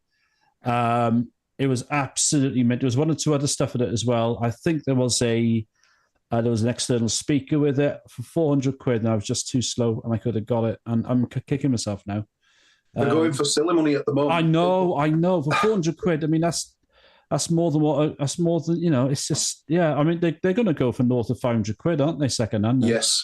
I've seen a guy that's separated, is selling things. He's got an 817, he's got all the goodies to go with it, selling it all separate, right down to selling the user manual for 25 quid. Yeah. Someone will You can buy it. download it for free. There's been a hell of a rush, hasn't there? There's been a hell of a rush for people buying the 818s before they go. Massive rush. I do have to laugh because when the 817 got stopped and they brought out the 818, everybody complained that the 818 was a terrible radio, it was deaf, it was this, that, and the next thing. And now, like you say, they're like gold bullion, aren't they? Everyone wants one. I'm interested to see if Yaesu's going to bring out anything to replace it, because I was tempted to get myself an 818 or a second-hand 817. I've always wanted one, never got my hands on one. And I'm kind of reluctant because I don't know if they're going to bring out something else in the next year or so. So I'm kind of holding out to see what they do. Yeah, good luck with being anything less than £1,000 though. Well, yeah. And, if it's going to be bright, if it's got SDR technology as well, even if it's 5 watts or 10 watts, it's not. It's going to be about £1,000, isn't it? It's got to be. The 705 is the price it is. The Acer aren't going to dip much below £1,000, I don't think.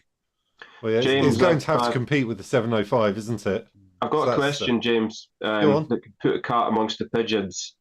How do you guys go and do your EMF regulations? How does that work when you're running mobile? So in reality, we should be doing an EMF calculation when we're running mobile or portable on a SOTA Summit. In reality, who does that? Unless you're running less than 10 watts. Well, no, because you could have a higher ERP depending on your antenna. If you're running less than 10 watts into a beam.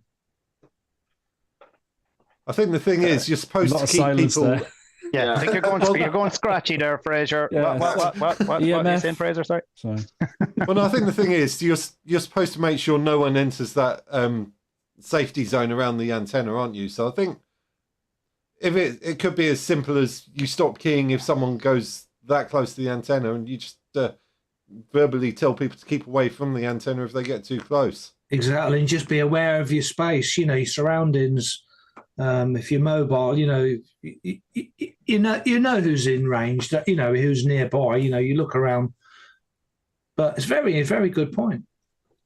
I operate from quite a busy car, not a busy car park. It can get busy. It can be quiet. It can be busy. So when it's busy, it's not an easy one really. Is that the car park that nearly shut down? No, it's a different one. That's my go-to off the road, easy to get car park. The one that's not quite shut down now, they've given it a stay of execution, is the one I go up. That's my portable my proper portable place. Whereas Can this you give other us one a is list fine. of all these car parks we can go to? Oh, I couldn't. I'd have to kill you. I'm sorry. Yeah, I'm more interested to find out what you did that they're going to shut it down. Well, it wasn't me, Gav, honestly. It wasn't me. Yeah. So there we are. Yeah, these. Yeah, I mean, yeah, that is an important one, isn't it? But about EMF, what do you do? I don't know. It's technically, really, it's a big risk just running mobile full stop, or static mobile, isn't it? Because 2 or 3 cars could park within 10 feet of you, and suddenly you're breaking regulations, aren't you? Yeah. Yeah, totally. Well, what about driving down the motorway? You could have a car summit. right next to you on the motorway who could be within that zone, technically. I mean, arguably they're in a Faraday cage, but... yeah. I mean, it's actually very interesting, that the subject was brought up, I was out in my normal high spot, and, what we're talking about, EMF, thinking of the safety of people nearby, from energy coming from your aerial, yeah? And it's not about energy from the area in my case. On this subject, what I'm talking about, I put what's that, James? What's that aerial called? The 17-foot one from Moonraker that we've both got. The MRQ 213. Yeah, I had on my car. I had a mag mount with the 17-foot telescopic, and some pensioner, some old lady pulled up almost next to my door, and I was just very concerned that it might do what it might with a bit of wind it might go, and I thought, how inconsiderate, and I'm trying to be aware of my surroundings, not hurt anyone, and someone parks right next. Would you? I mean, I wouldn't park next to someone that's got a nearly 20-foot aerial on the top of the car, would you? I think a lot of people are fairly sort of. Most people don't get involved in amateur radio, do they? We're let's be honest. But they we're know what's small... going to hit them on the head, though. If you yeah. I mean, you have to have a bit of common sense, don't you? But I think most people are. I don't want to sound rude, but a little bit ignorant to amateur radio. I don't know if ignorance is the that's about right. word to use, but yeah, I think it's something we need to be aware of, isn't it? And it's probably going to become more relevant going forward. So it was a good question. Yeah, it was. I mean, I tend to operate, or I tend to choose summits which are really quiet and you don't see anyone there. So the activation I did today, I didn't see anybody for the whole time I was running. So I guess it depends where you are as well. I think where's the comment go? Yeah, it's MM7WAB sums it up quite nicely. Just common sense. If someone gets close to your station, I just take a break until they bog off. Yeah. It's about right. It's a good point. But because of mobile phone masts, and we've had all this. When mobile phones first came out, everybody was, we're going to die of radiation. So the public are a lot more aware of it now, aren't they? And it's definitely something we need to be ready to get that awkward question. But over here, just don't say it's 5G and you'll be all right.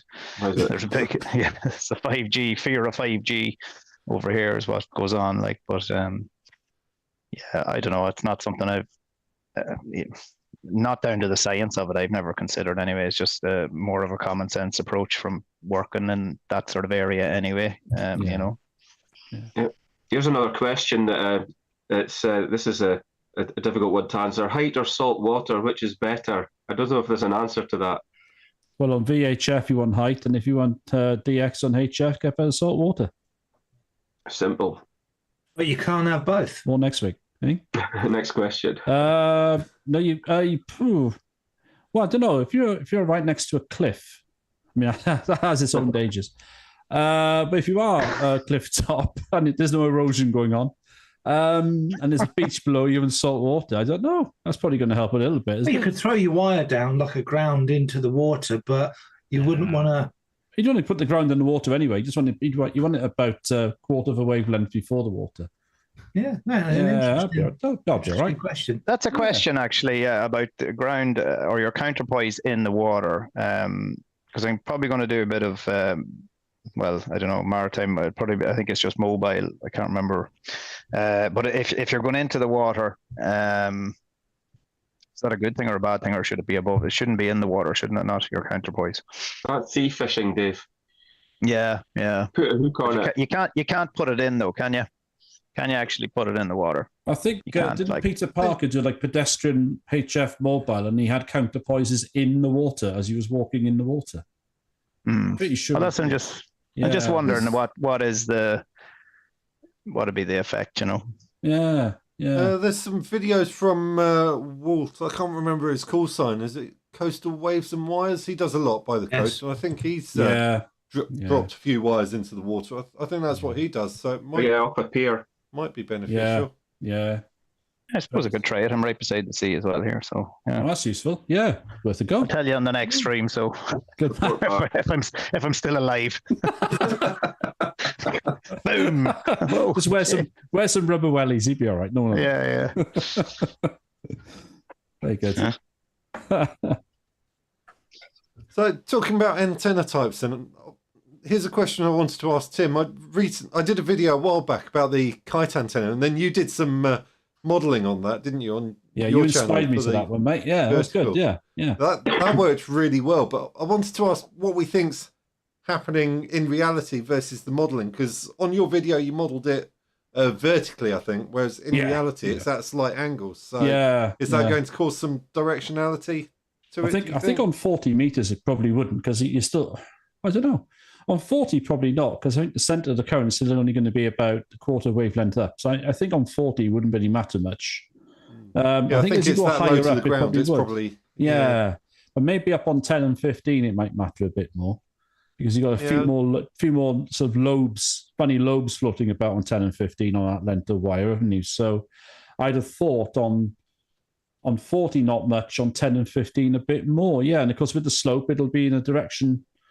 It'll be in the direction of the slope, won't it? The back gain. I only ran it on 40 and 20, so I didn't try the higher bands. So how much of a slope did you have? I know you were way up in the clouds, but you basically it was up in the mist, wasn't it? But that's the other thing. It was quite variable, because it depends how strong the wind is. The wind drops, and it's probably more like sort of 30, maybe 45 degrees, but when the wind picks up, it gets steeper, so it's actually quite variable. Oh, okay. So it was difficult to really compare it or get any baseline. I didn't notice anything really directional about it, but like I said, I only tried it on 20 and 40.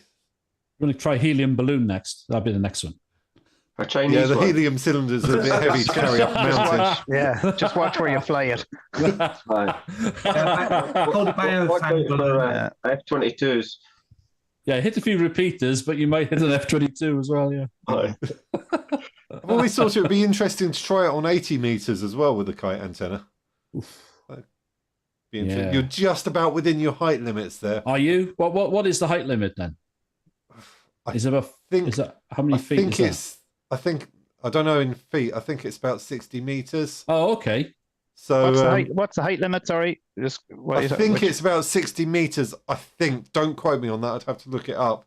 I remember checking it once before, and it was just about within the limit. So this is the height limit that your license allows you to put. Sorry, is it? I think this is the height limit for flying a kite. So the Civil Aviation Authority set a limit, maximum altitude. Okay. Sorry, I understand now. Yeah. Okay. So I think it was 60 meters vertically. Now, if you're running a kite, in reality, it's going to be at a slight angle. So that's going to give you a bit more length in the wire. Yeah. That's something that I haven't really done much. Never come across my radar. Boom, boom. Pardon the pun, but yeah. It'd be an interesting one to try. Yeah, I haven't done a kite yet. Saw yours, all right, James. So it was pretty cool. Does everybody remember what the best DX they have had whilst working mobile? Yes. I shall pull up my log and check. Oh. I don't know now, to be honest. Well, I'll take that one. Australia on 20 meters. I think they're 20 meters. Just mobile with a mag mount, 50 watts. On the MD 7400 area we're talking about. and that was in my works car park. That wasn't on a high spot. I'm sure a lot of people work, you do it when you can, go on the radio. And I couldn't believe it. Just from my works car park, not a good location, I got the other side of the world, literally. Brilliant. That's good. Very good. Yeah. Yeah. I still haven't worked that far. Got Japan from the shack here, all right, but I've never actually got VK. Not from EA. I did when I was working SOTA in Mallorca, but never from here. Oh, that's good. Yeah, I'd have to say that my mobile DX is pretty poor because I've not done much mobile operation. But I've worked ZL and VK from SOTA summits on 20 meters. Yeah, probably the same here. I've not done an awful lot of mobile, at least not on HF, but our worldwide flora fauna we did the other week, I was doing quite well into the States. I was getting sort of across the central band of the States, maybe just stretching towards the west coast, so wasn't doing too bad. Yeah, I think the States here as well, just looking down through the log. I if there was anything mad special, I would remember anyway. It's yeah. I did read about a guy the other week that he worked Antarctica on 20 meters using an ATAS on top of his car, an ATAS 120, which is pretty good. That is good. Yeah. That is very good. The ATAS it's very, like I said, I've had one of these for many years in the past, but it's convenient. It's super convenient. Go from one band to the other, tune it up, but it's not a DX aerial all the time. It's you'll get lucky and you'll get some good contacts. I think I spoke to Bob. Is it Bob in the Falkland Islands? Oh yeah.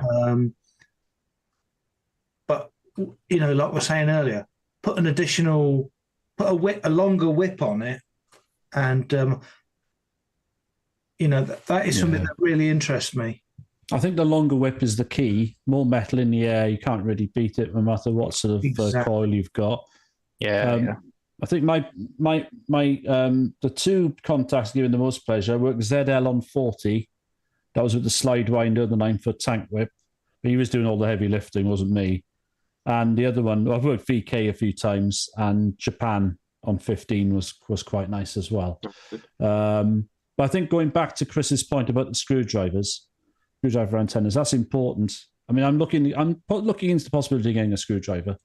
I'm not sure I'm going to go for the ATAS. As one or two guys in the chat will probably know, I'm not a huge fan of the ATAS, purely from a robustness point of view. And actually, I'm not convinced you can put a longer whip with them. I don't know. I know a guy I know runs the Diamond SD330, and he only operates parked up with one of those. It's quite a hefty coil. And he basically uses a 17-foot telescopic whip with it, parked up.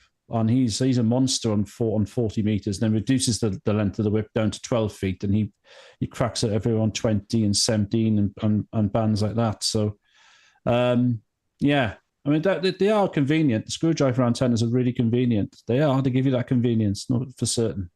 It's just having a long enough bit of metal above the coil to justify the cost of them. That's the thing.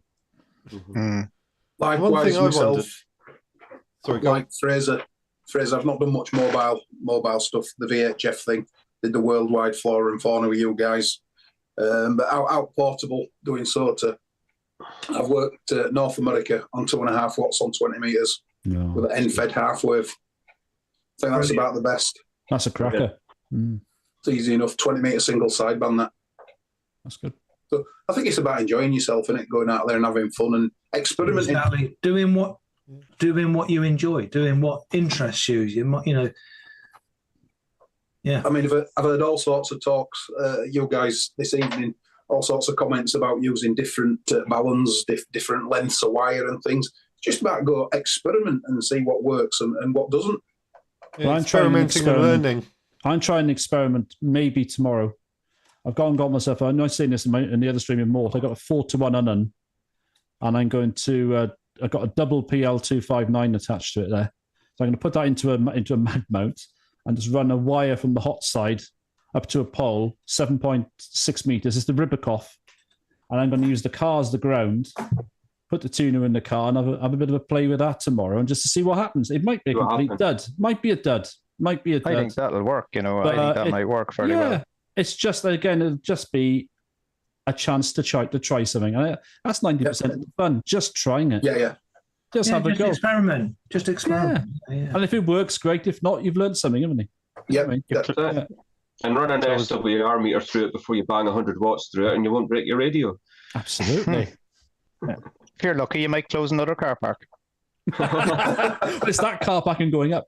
So, oh, there you go. All right. So it's already ruined. It's all right, yeah. So I've got my EMF measurements ready, and I've got my, that stuff the referees spray on the ground. I'm going to go right round like that.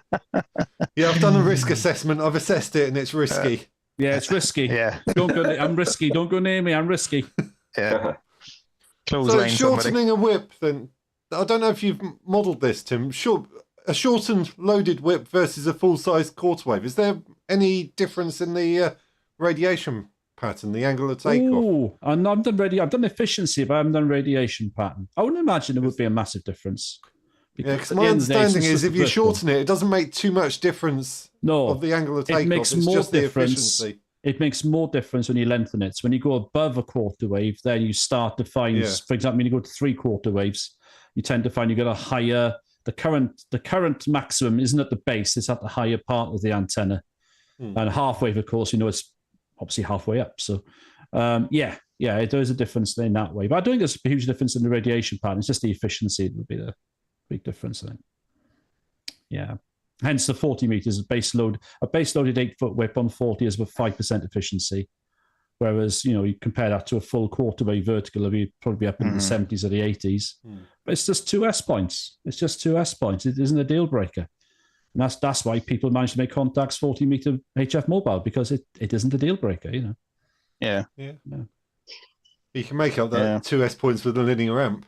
Unless you're me, you end up melting the 49-1. But less said about that, the better. Did you do that? Oh, sorry. Yeah, well, there was a contest on, so I thought I'd just put out a few calls, just for a bit of fun. I've got a end-fed half-wave for 40 meters, and it's got the coil on, so I can, with the extension, so I can run it on 80 as well. Ah, okay. I went on 80, and I normally only use it for chasing SOTA, so from home, that's a quick, hello, here's your signal report, goodbye sort of thing. Each contact lasts 30 seconds. So there was me sat calling CQ, and suddenly the SWR started to shoot sky high. And then I remembered that it's only rated for 150 watts. I was pumping 250 through it. It lasted a good 15 minutes before it started to give out. But, I realised that wasn't such a good idea. What's that smell? Well, it's outside, so I didn't even smell it. Yeah, you wouldn't. It's recovered all right. I don't think I destroyed it because it seems all right now. So I think once it cooled down, I stopped just in time. There's a good channel by Enfed Halfwaves. You all know it probably. Colin MM0OPX. He's done a hell of a lot of work looking at different types of transformers, and he's done a lot of work. And a plug for another channel, which I wanted to mention from a mobile perspective. He hasn't got that many subscribers yet. It's MM5AJN Duncan, Mike 5 Alpha Juliet November. And he works mobile. He actually static mobile with an FT710. Those new FT710s that come out, which I do fancy. I got to say, I do fancy those radios. He works parked up with a center-loaded diamond whip monoband, maybe for 10 or one for 20, one for 40, and he's surrounded by salt water. He's on like a little island somewhere, and boy oh boy does he do well. He cracks out everywhere. His channel's worth a look as well, and he's a very, very good mobile operator. So I'll pop a link in the comments here. Yeah, MM5AJN. Yeah, I just want to do another mention for LB0FI as well. He's yes, he says he's got very close. I think is he at 1,000 yet? Yeah, he says he's got to hit the sack. 992. He has 8 come on, left. boys. 992. Come on, folks. We need 8 more for him. He's trying to get to 1,000 subscribers. I'll pop it into the comments again here. Good man. LB0FI. Lovely. The way I view it, Tim and Chris, they both did mentions for my channel when I was still quite a small channel, and it helped get me subscribers. So I believe what comes around goes around. So absolutely. Let's try and help him out a bit. Yeah, well, I've just subscribed. By the way, James, can I just throw one thing out there? Yeah, go ahead. I've got 2 tips to reveal that I've not seen anyone else. I've not seen it documented anywhere else. Things I've come up with, might not be important, but might help someone. So I don't have to say them now, but I can if you want. But when things are going a bit quiet, and towards the end of the stream, give me a shout, and I'll give my 2 tips that have never been. I've never revealed them. I've never seen anything about them, documented. We're intrigued now, Chris. I know. Do you want me to get on with it? Go on, Yeah. tell us that. Yeah, go on. Two tips. I'll get on with it. Right. All radios have a signal meter, don't they? Right. So not many have a dB actually show the decibel. On my cheapest radio, the True SDX, it shows the dB, doesn't it? The higher the signal is a minus. Now, Tim, right? Me and you, we use the slide winder, and James, yeah, and you adjust the aerial. You move it up and down to get a hole in one, right? To get it spot on first time when you key up the lowest dB, yeah. What you do is on a radio that shows the dB, you tune it we all tune it for the noise, don't we? And on a radio that shows the dB, you move it up and down and you can get a perfect match first time. And that is only on radios that show the dB on the screen.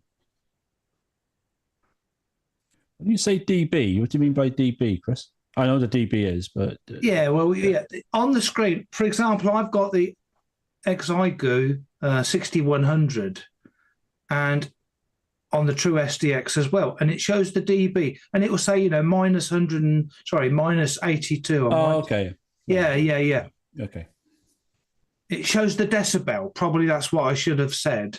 So by carefully moving the aerial up and down, you can get a guaranteed good result before you key up. That's the first thing. Mm-hmm. And the second thing, which I think I've discussed with you before, Tim, but we haven't, I don't think we've publicised it. We all of us in this live stream do mobile, and I've got the slide winder, and I wanted to mark on the screen on the slide winder. I wanted to mark on it with lines where it would always work. Yeah. Mm-hmm. Yeah, and we all want to do that, something easy. And I contacted the guys at Slidewinder, and I said, why don't you mark it on? And they said it's different for everyone. Yeah, of course. It is. Yeah, and it got me thinking. So what I did was, and I remember telling you about it. What I actually do is, I've got a HF radio set up in my car. I've got a tight wire, coax wire, not tight where it's unusable, a tight wire going from the radio to out the window, trapped in the door, when you shut the door on the mag mount wire. And because it's tight and the coax goes in exactly the same place every time, the markings on the windings are 100% correct every time.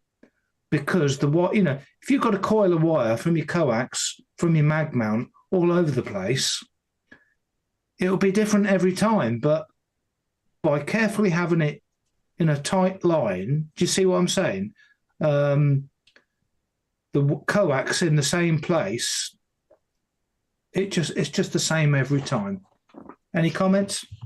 Yeah, I'd probably agree with that. I suppose mine's slightly different because when I'm running, we're talking about mobile, so yes, mine's fitted into the car. It's never going to change, So,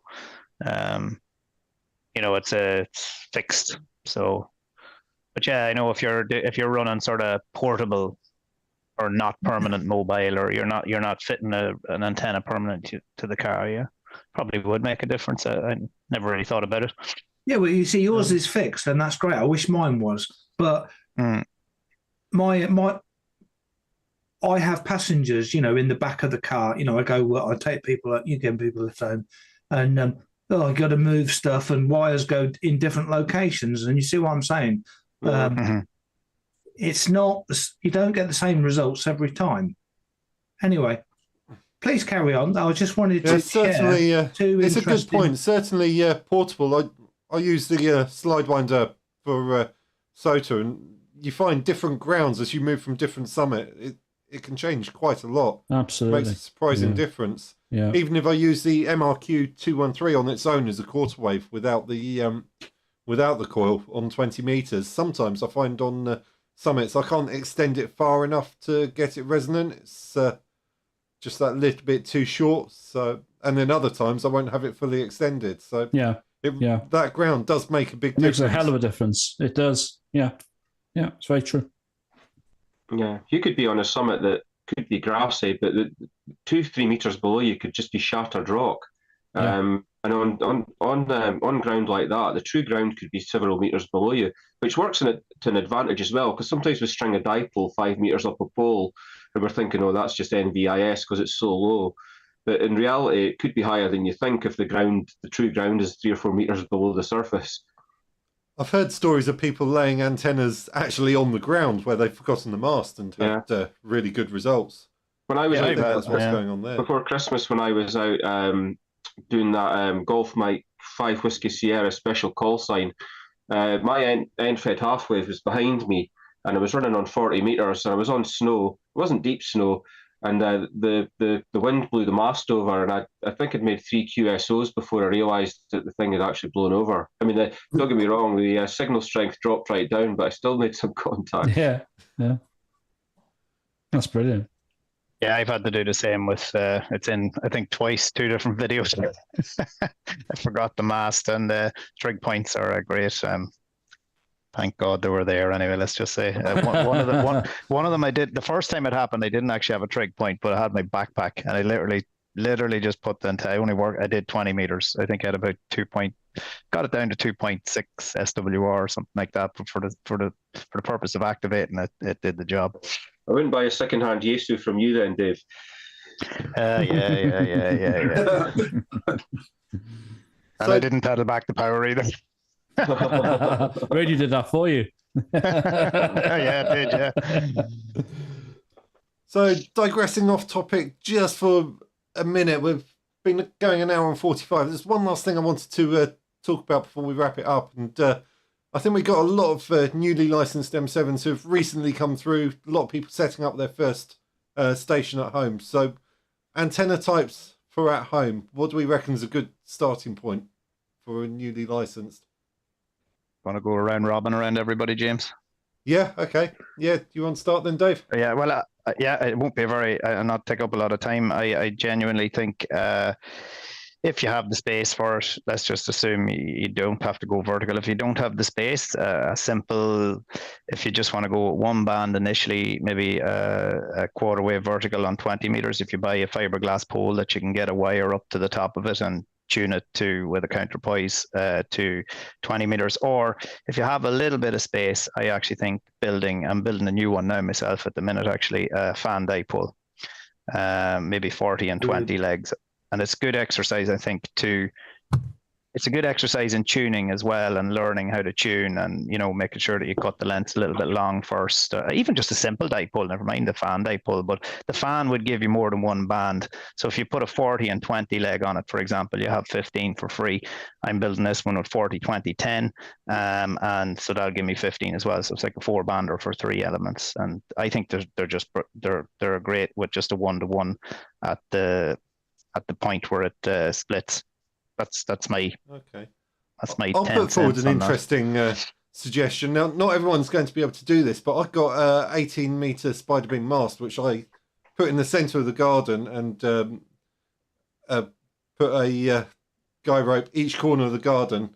I managed to get an end-fed half wave for 20 meters on top of the mast, so feed point about 8 meters above the ground, above the roof of the house, and that worked phenomenally well. And on the internal tuner on my FTDX 10 down here, I could actually tune it on most band, even down to 160. It was a huge compromise on that, but 20 meters it worked phenomenally well. Now, not everyone's going to be able to set that up. So other options, I've had really good luck with my end-fed halfway for 40 meters with the 80-meter extension on it.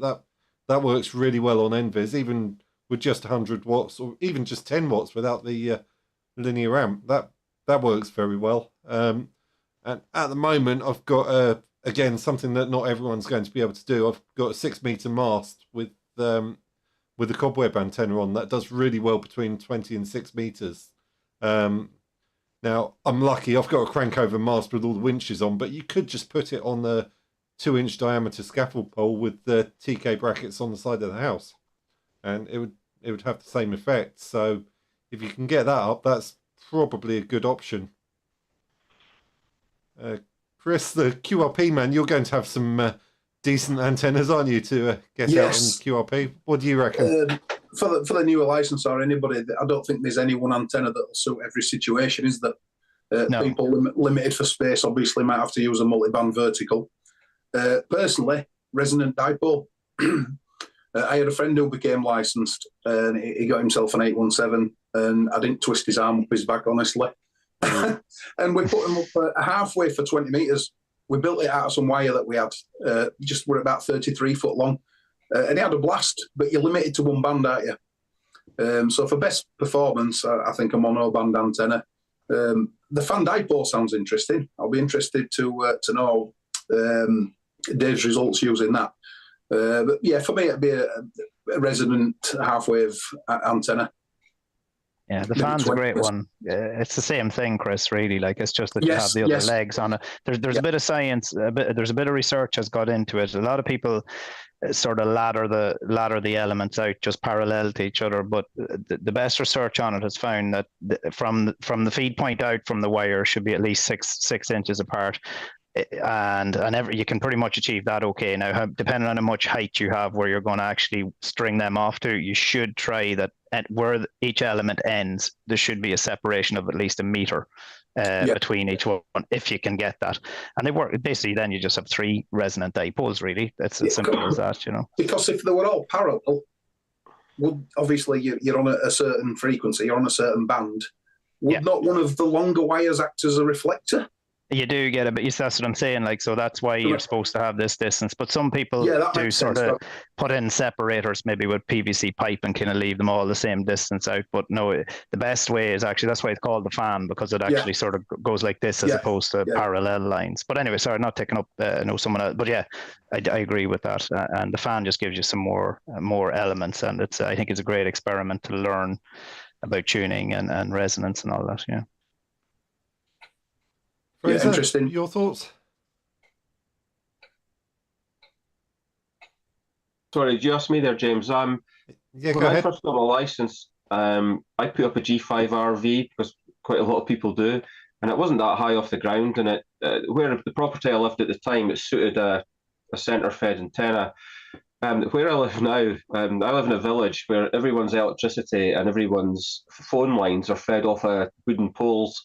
And the pole that feeds everybody's house is about 10 metres outside my property.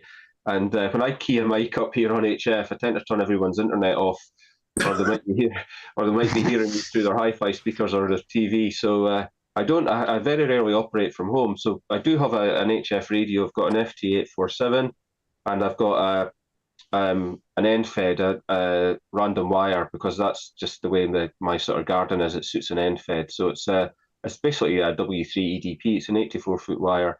And I very rarely use it, and I'm always careful that I'm not upsetting the locals. Mm.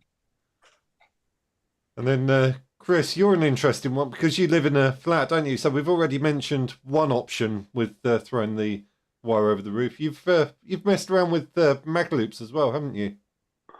Yes, I have. If you look above my head, just behind me here, that is I experiment with the mag loop from Adrian 2E0ERO. I actually taught him up at the club. He came to our club, and we're so proud of him. He's got a factory in Northampton making mag loops, in his house. But yeah, so the aerials I recommend from the situations I use, from the house, you've got to remember, I've just got a bedroom and a lounge, two rooms, and look on my video up in the top left. That is the window. That's a Velux window, and I can open it down, and I can touch the slates on the roof. So, like I said earlier, I've thrown a wire over the roof and down the other side. It's a bit poor. It's extremely poor, but I've also got a little ledge where I can put a mag mount. So anywhere you can fit a mag mount, get the SWR down. Obviously, it's not ideal, but if you want to do take with what part, you've got, don't if you want to take, you can only do what you've got available. And I've had mag mounts up there. This side. It is actually up this side, but on the screen it's up there. And I've had mag mounts up there, and I've had 2 and 70 and 6 meters, 4 meters. Tried everything. Tried HF, mag mounts with HF monoband ham sticks. I've had all the ham sticks up there, and if you're in a limited space, consider the magnetic loop. Yeah, I spoke to remember, James, I spoke to you on the stream. You did a live stream. I was about to say, it was when I did the photo, wasn't it? You called in. Yeah, and I'm just going to show. I'm just going to show how raw and not dirty, but how raw my setup is. I'm just trying to move the blacks. The screen. And if you, this is my. I got to remember, I didn't have much time to prepare. So, I got set up in 10 minutes, but where are we? Up in the top left there, that's my loft. Directly above my finger there, that's my loft hatch. Can you see it there? Yeah. Yeah. Mm-hmm. Yeah. And in there, I've got a mag loop actually in the loft, which can be controlled on a wire remotely. Yeah, they're directional, aren't they, anyway? Yeah. Yeah, they are, and they null out the noise. You point it to the signal you want, and you point it away from the noise. So a combination of all this stuff and going mobile. If you can't do it at your house, go mobile. Go for a walk. Go out with a handheld. Just do whatever you can do. It might not be your preferred method, but you're taking part and you're having fun and you're learning. Chris is nodding. Any comments, Chris? Mm-hmm. Spot on. Yeah, do what you can. Do what you can. Yeah. Yep. Out and have fun. Absolutely. Thank you. Just thought for you, Chris. Earlier Below on, that, fresh air, isn't it? And it's great for your physical and your mental health. Just getting out there and being active. Absolutely. I think no matter what anybody might try to tell you, if you're a new amateur listening, there is just no one fit for everything. Like there really isn't. That's why you'll see that the 6 of us on this stream here are sort of suggesting different things, and we all use different. We're different types of operators. We have similarities and we have differences. And if you're a new person out there, I think you're going to be the same. You'll find your own. You'll find your own way of doing it. Absolutely. And then Tim, interested to hear your thoughts, because you've done all sorts of modelling with different antennas. You've got quite a few different videos of antennas you've tried. So what do you think are the best performers? Yeah, I mean, from home, I've got a small garden. I've got a 10 metre by 8 metre garden, so it's quite small. I can get on 40. I currently use a 40 metre dipole inverted V. It's up about 8 meters at the top, down to about 2 meters. It's bent around a bit, but it works. It does very well for inter-G and that kind of thing. I've used NVED half wave.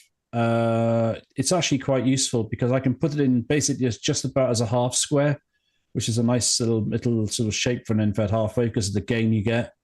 So that works. It's like not quite a half square because the top bit isn't exactly flat. It's more like an inverted V sort of shape, and then it goes down. But it works quite well. My advice would be to anybody new is that if you fancy buying maybe a vertical, and verticals can work well, is before you splash out the cash, put up a wire and just see what your noise level's like at home, because that's the first thing you got to do. Is that if you're going to go anywhere down the road of buying your first antenna, all right? And people tell you, "I'll make your own antenna." Well, if you want to buy one, buy one. There's nothing wrong with that. But especially if it's a vertical, before you splash out the cash, make sure you check the noise level first, because verticals are inherently a bit noisier. It's just how it is, especially if you live in a fairly built-up area. And there's no point you splashing out 300 quid on a Hustler that everybody's going to get. If it ends up on 40 meters, you've got an S9 noise floor. So I would just say, make sure you check your noise floor first before you splash out any cash, especially if it's a vertical. Best comment tonight. Thanks, guys. As Chris mentioned as well, if you've got a high noise floor, and if you can do it, just buy yourself a cheap little ham stick, Pro, get a little battery. And as I say, the best thing about going out mobile is, it's just the fact it just opens up a world that you wouldn't hear at home because of the noise levels. And that's the biggest thing of it, really. And it'll open up a world of opportunities, won't it? Yeah. Worldwide contacts, things you never dreamed of doing. Yeah. And if you crack it, it works really well. Yeah, I think on top of that, just because we've done it recently, is the worldwide flora fauna. Just to quickly mention that at the end too, that so we've talked a lot about SOTA, and if people are watching as well, that sort of thinking, oh, that's climbing a mountain, and maybe that's just not their thing. Worldwide flora fauna. I do like award schemes. I have to say, I'm not necessarily contesting, but I like the award schemes. I think it gives you a bit of a motivation to get out there, and it makes you a desirable station too if you're activating somewhere. And worldwide flora and fauna can be done mobile, and most of these places you can just drive into them, find a lay-by, or if it's possibly a site that has maybe a walk at it, there's usually a car park there, and just stick the ham stick with a mag mount. It's not expensive. Once you have your radio, and away you go, and it's more than likely going to be a quiet place from a noise perspective, as Tim says. So I just wanted to throw that in there for the worldwide flora fauna as well. So massive pile-ups as well. Yeah. Always good fun. And I got to say, if we're talking about setting up an antenna in a compromised area or compromised situation, there's a couple of guys on the chat, the G5STU, Stu. If you look where he's got a double bazooka, which I think he's got in his attic. I think you got in your attic, Stu. He's got a HF360, which is the sort of the multi-band vertical, and he does really well. And the other guy is, we all know him, Carl, 2E0HPI. He's a prolific portable operator, but he's at home. He uses a slide winder bolted to his balcony railings, I think. He's got a video showing that, Tim. I've seen a video him doing that, mate. Yeah. No, you're not going to be the big gun, but you're going to make contacts, and it gets you out there, doesn't it? But he's going to take part. He's going to take part. Yeah. He can just join in. That is the most important thing. Yeah. And I think the old adage is an antenna is better than no antenna. Totally right. So even if it's a compromised antenna, you'd be surprised what you can do with a compromised antenna. One of my very early videos, I rigged up a tuner to my, I've got a metal shed in the garden, and I ended up causing a big pile up on 40 meters using FT8 in the shed. I saw it. And the ladder. Don't forget the ladder. You and the ladder. Talking to America on the ladder. James, they need to take your license the bands off. Are open, it's terrible. It's awful, James. Yeah. If the bands are open, it'll work no matter what your antenna is. I think James must be cheating. I'm only joking, but you're putting the work in. You're trying stuff. A lot of it doesn't work, but the stuff that does work, you're reporting it back to us. That's what works. That's brilliant. No. Well, I quite often show the stuff that doesn't work as well. There's a good comment on here, and it's really just made me realise how worthy a scheme WAB is, Worked All Britain, because if you're restricted in space and you've got a cloud warmer on 40 metres, then that's a great thing to get after, isn't it? Worked All Britain. And the amount of times that I've been out on SOTA summits and stuff, and guys once the WAB guys find out you're out there, they really come after you if you're in a rare grid square, which I can be quite often up in the sort of north of Scotland. But that would be. That's great for that. You're not chasing DX. You're not trying to work some island in the South Atlantic, but you can have great fun with WAB. I think 40-meter into G is one of the most enjoyable parts of the whole hobby. I love it. I love 40-meter into G. I actually do on a SOTA summit. Yeah, I like. You can't guarantee it. You just go on 40 meters, and I can go on 40 meters. A few, got to remember I use mag mounts and mobiles and stuff, but I go on 40 meters, and it'll take many days to hear someone from the UK. But like Tim said, I love it when you get, just having a general chat, rag chew with people in your area. I've got to say, from about 10 a.m. to 3 p.m. these days, it's never 100%, but it's pretty reliable now. It used to be a very hit and miss, didn't it? But well, it's probably the polarization of my aerials. You're using horizontal. I don't know. It's fairly short hops. I don't know, but it's getting more. It's getting more reliable. I've always really enjoyed it. I don't know why. It's always something I've really loved. It's funny, isn't it? But we all have our little foibles, don't we? I think so as well. I think I'd have to agree there. It's fairly reliable. I mean, we've done a couple of like the Flora-Fauna most recently in the Sota, and like if you have a half decent setup on 40 meters, like we're always going to get each other from EI over across the water to you guys, and then I would get some inter EI as well. A little bit less so. I seem to be skipping over a lot of Gwindia here, and it's actually landed really down over with you guys most of the time, but every single activation I've ever done, and I'm nearly always do 40, I'm usually just at 10, 11, 12 o'clock in the day by the time I'm hitting the summit. I will always just get loads of M's coming. I just getting loads of you guys coming over, like, and that's why it fairly, it was pretty much guaranteed that once we didn't have something serious wrong with our antennas for the last couple of collaborations that we've done, that we knew we'd be able to hear each other on the radio. Noise is a bit of an issue, all right. Like, so as I said, I'm saying that, but like James, for example, the last couple of times you've been out, like I see your spot come up, I have your spot notifications come up here, but every time I can't hear you. Whereas when I'm out mobile, like you guys are saying, that's the great thing about it. When I'm out mobile or portable, I can, I think that's the local noise, isn't it?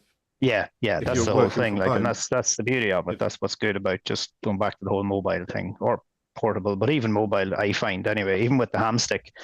But again, that's even on 40 with the ham stick, but that's grounded to the body. It's not a mag mount. You'd probably find if you keyed up, you'd come absolutely rocking through at my end. But it has happened. Remember that last time I keyed up last week. I was just thinking that.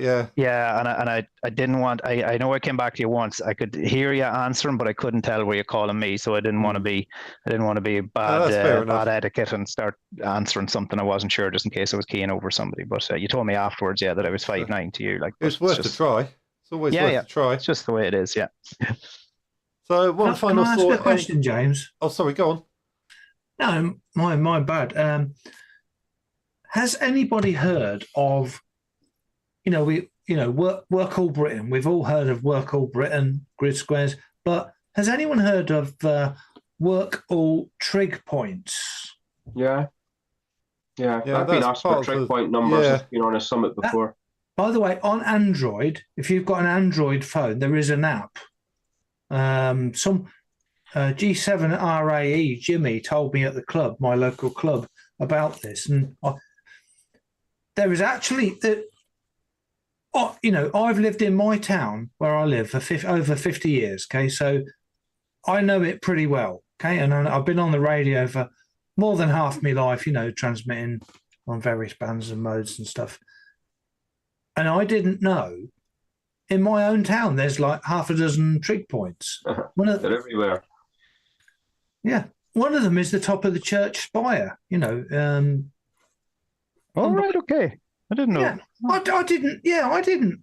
Anyway, my question is, Chris has heard of this. Work all trig points. So, or people collecting trig points. Any information, Chris? Yes, I've got a video again on my YouTube channel. I keep plugging it, don't I? If you have a look, there is a file you can download that goes into Google Earth and it shows all the trig points. Shows no way on the maps, yes. Yeah, on the maps, yeah. Google Maps file open and there's a file. KML or whatever. It's a KML file, that's got all the trig points. And if you go on the Work All Britain site, you can download a couple of little spreadsheets, one for trig points that you've activated and one for trig points that you've worked. And there's awards. I think your first one is for 5 trig points. which us guys that do the sorter, we operate from trig points quite often. But it's all on there on the Works All Britain site. Oh, cool. Didn't know. Yeah, that's worth it. And they're not necessarily on top of mountains. You know, people see us do sorter and might think, it's too much for me. I can't walk up that mountain. But these things are everywhere. Yeah, you're absolutely right. I live near the coast, and I actually came across one in the middle of some sand dunes right on the coast. It was only 5 meters above sea level or something. And but like I say, they're on church spires and everything, aren't they? I don't know if that's the same over here. Now we do have Worked All Ireland, which is basically the same thing. Just the 10 by 10 squares. I'm trying to generate some popularity or some interest in that at the minute as well. But the Trigs I never heard of, apart from, I think, Chris, you mentioned it before actually. It might have been mentioned on the last stream we did, but no, I've never. I'm not sure if that's a thing over here, to be honest. Could I just explain what a trig point is? I don't know a lot about it, but in the past, nowadays we've got Google Maps, we've got the whole world mapped out. Trig points in the past, trig points are points, high points that they mapped out the whole country, the world, Is it worldwide, James? I'm not sure. It's high points where they mapped out the whole country, accurate. Yeah, Chris, they're survey points, so they used to put their instruments on them so they could see trigonometry. See line of sight to each other. So if they knew the very first measurement was the most important between the 2 points. They measured that really, really accurately, and then once you went to the outlying trigs, you can then take a measurement up to the third one, and because your angles, you can work the distance out, and that's why there's a network. Yeah, I think there was something about each trig point has to be able to see at least two other trig points, so you have to have a line of sight to at least two other. Exactly. Obviously, tries 3, so triangulation pillars. Yeah, the more points, the better. By the way, Carl Gorse, my friend there, 2E0 HPI, he's put in the comments, Trig AR. On Google Play, that's Android. That's the app we're looking for. So very good info. I was trying to remember the name of it. Thank you, Carl.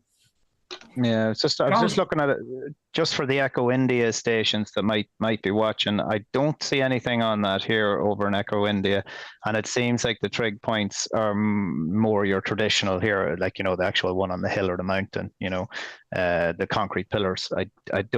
I don't think there's anything. There is trig point earring or trig pointing, which is basically, but that's more from the mountaineering side of it, that you're ticking them off as a mountaineer or a hiker.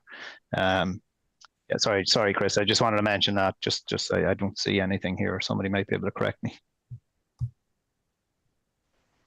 Yeah. The other thing I wondered just before we round it up, LB0FI, we've been plugging him a little bit tonight. He was trying to get to 1,000 subscribers. He was on 998 the last time we checked. He's still 998. I just please put it. Have you guys all subscribed? Just have you? Have you? Yes. I haven't actually. I will do in a second. Yes, so that'll be 999. I haven't either. So me and James, we could.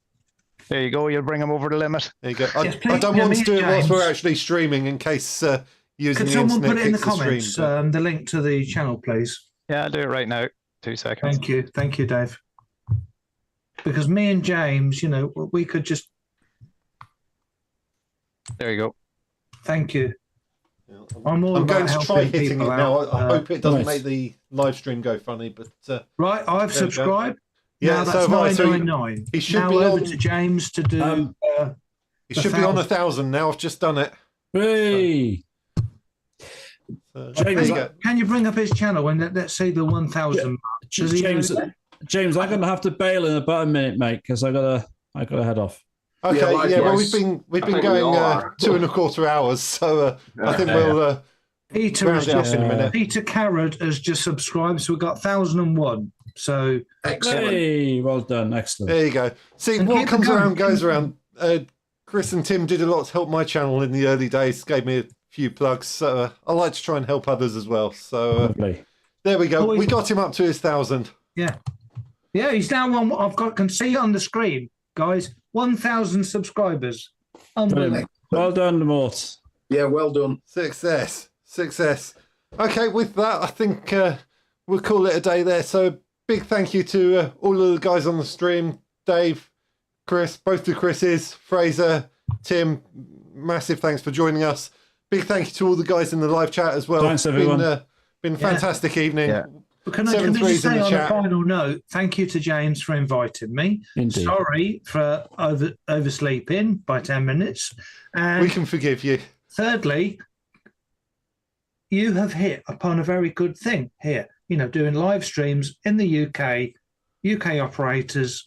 Your channel is Amateur Radio UK. And, you know, we've got to come up with different subjects. You know, people can recommend subjects with a... Yeah, I mean, well, we did the last one we did portable operating, which got a phenomenal response. We got a lot of very positive feedback. So I think I've been talking with Dave, Fraser and Chris about this behind the scenes, and I think we're going to try and make this a bit more regular. We're looking at maybe once a month, once every couple of months or so. Yeah, a month or so. Yeah, I mean, if things dwindle down and we've not got much to talk about, but I think at the very least a monthly or twice every other month. You know.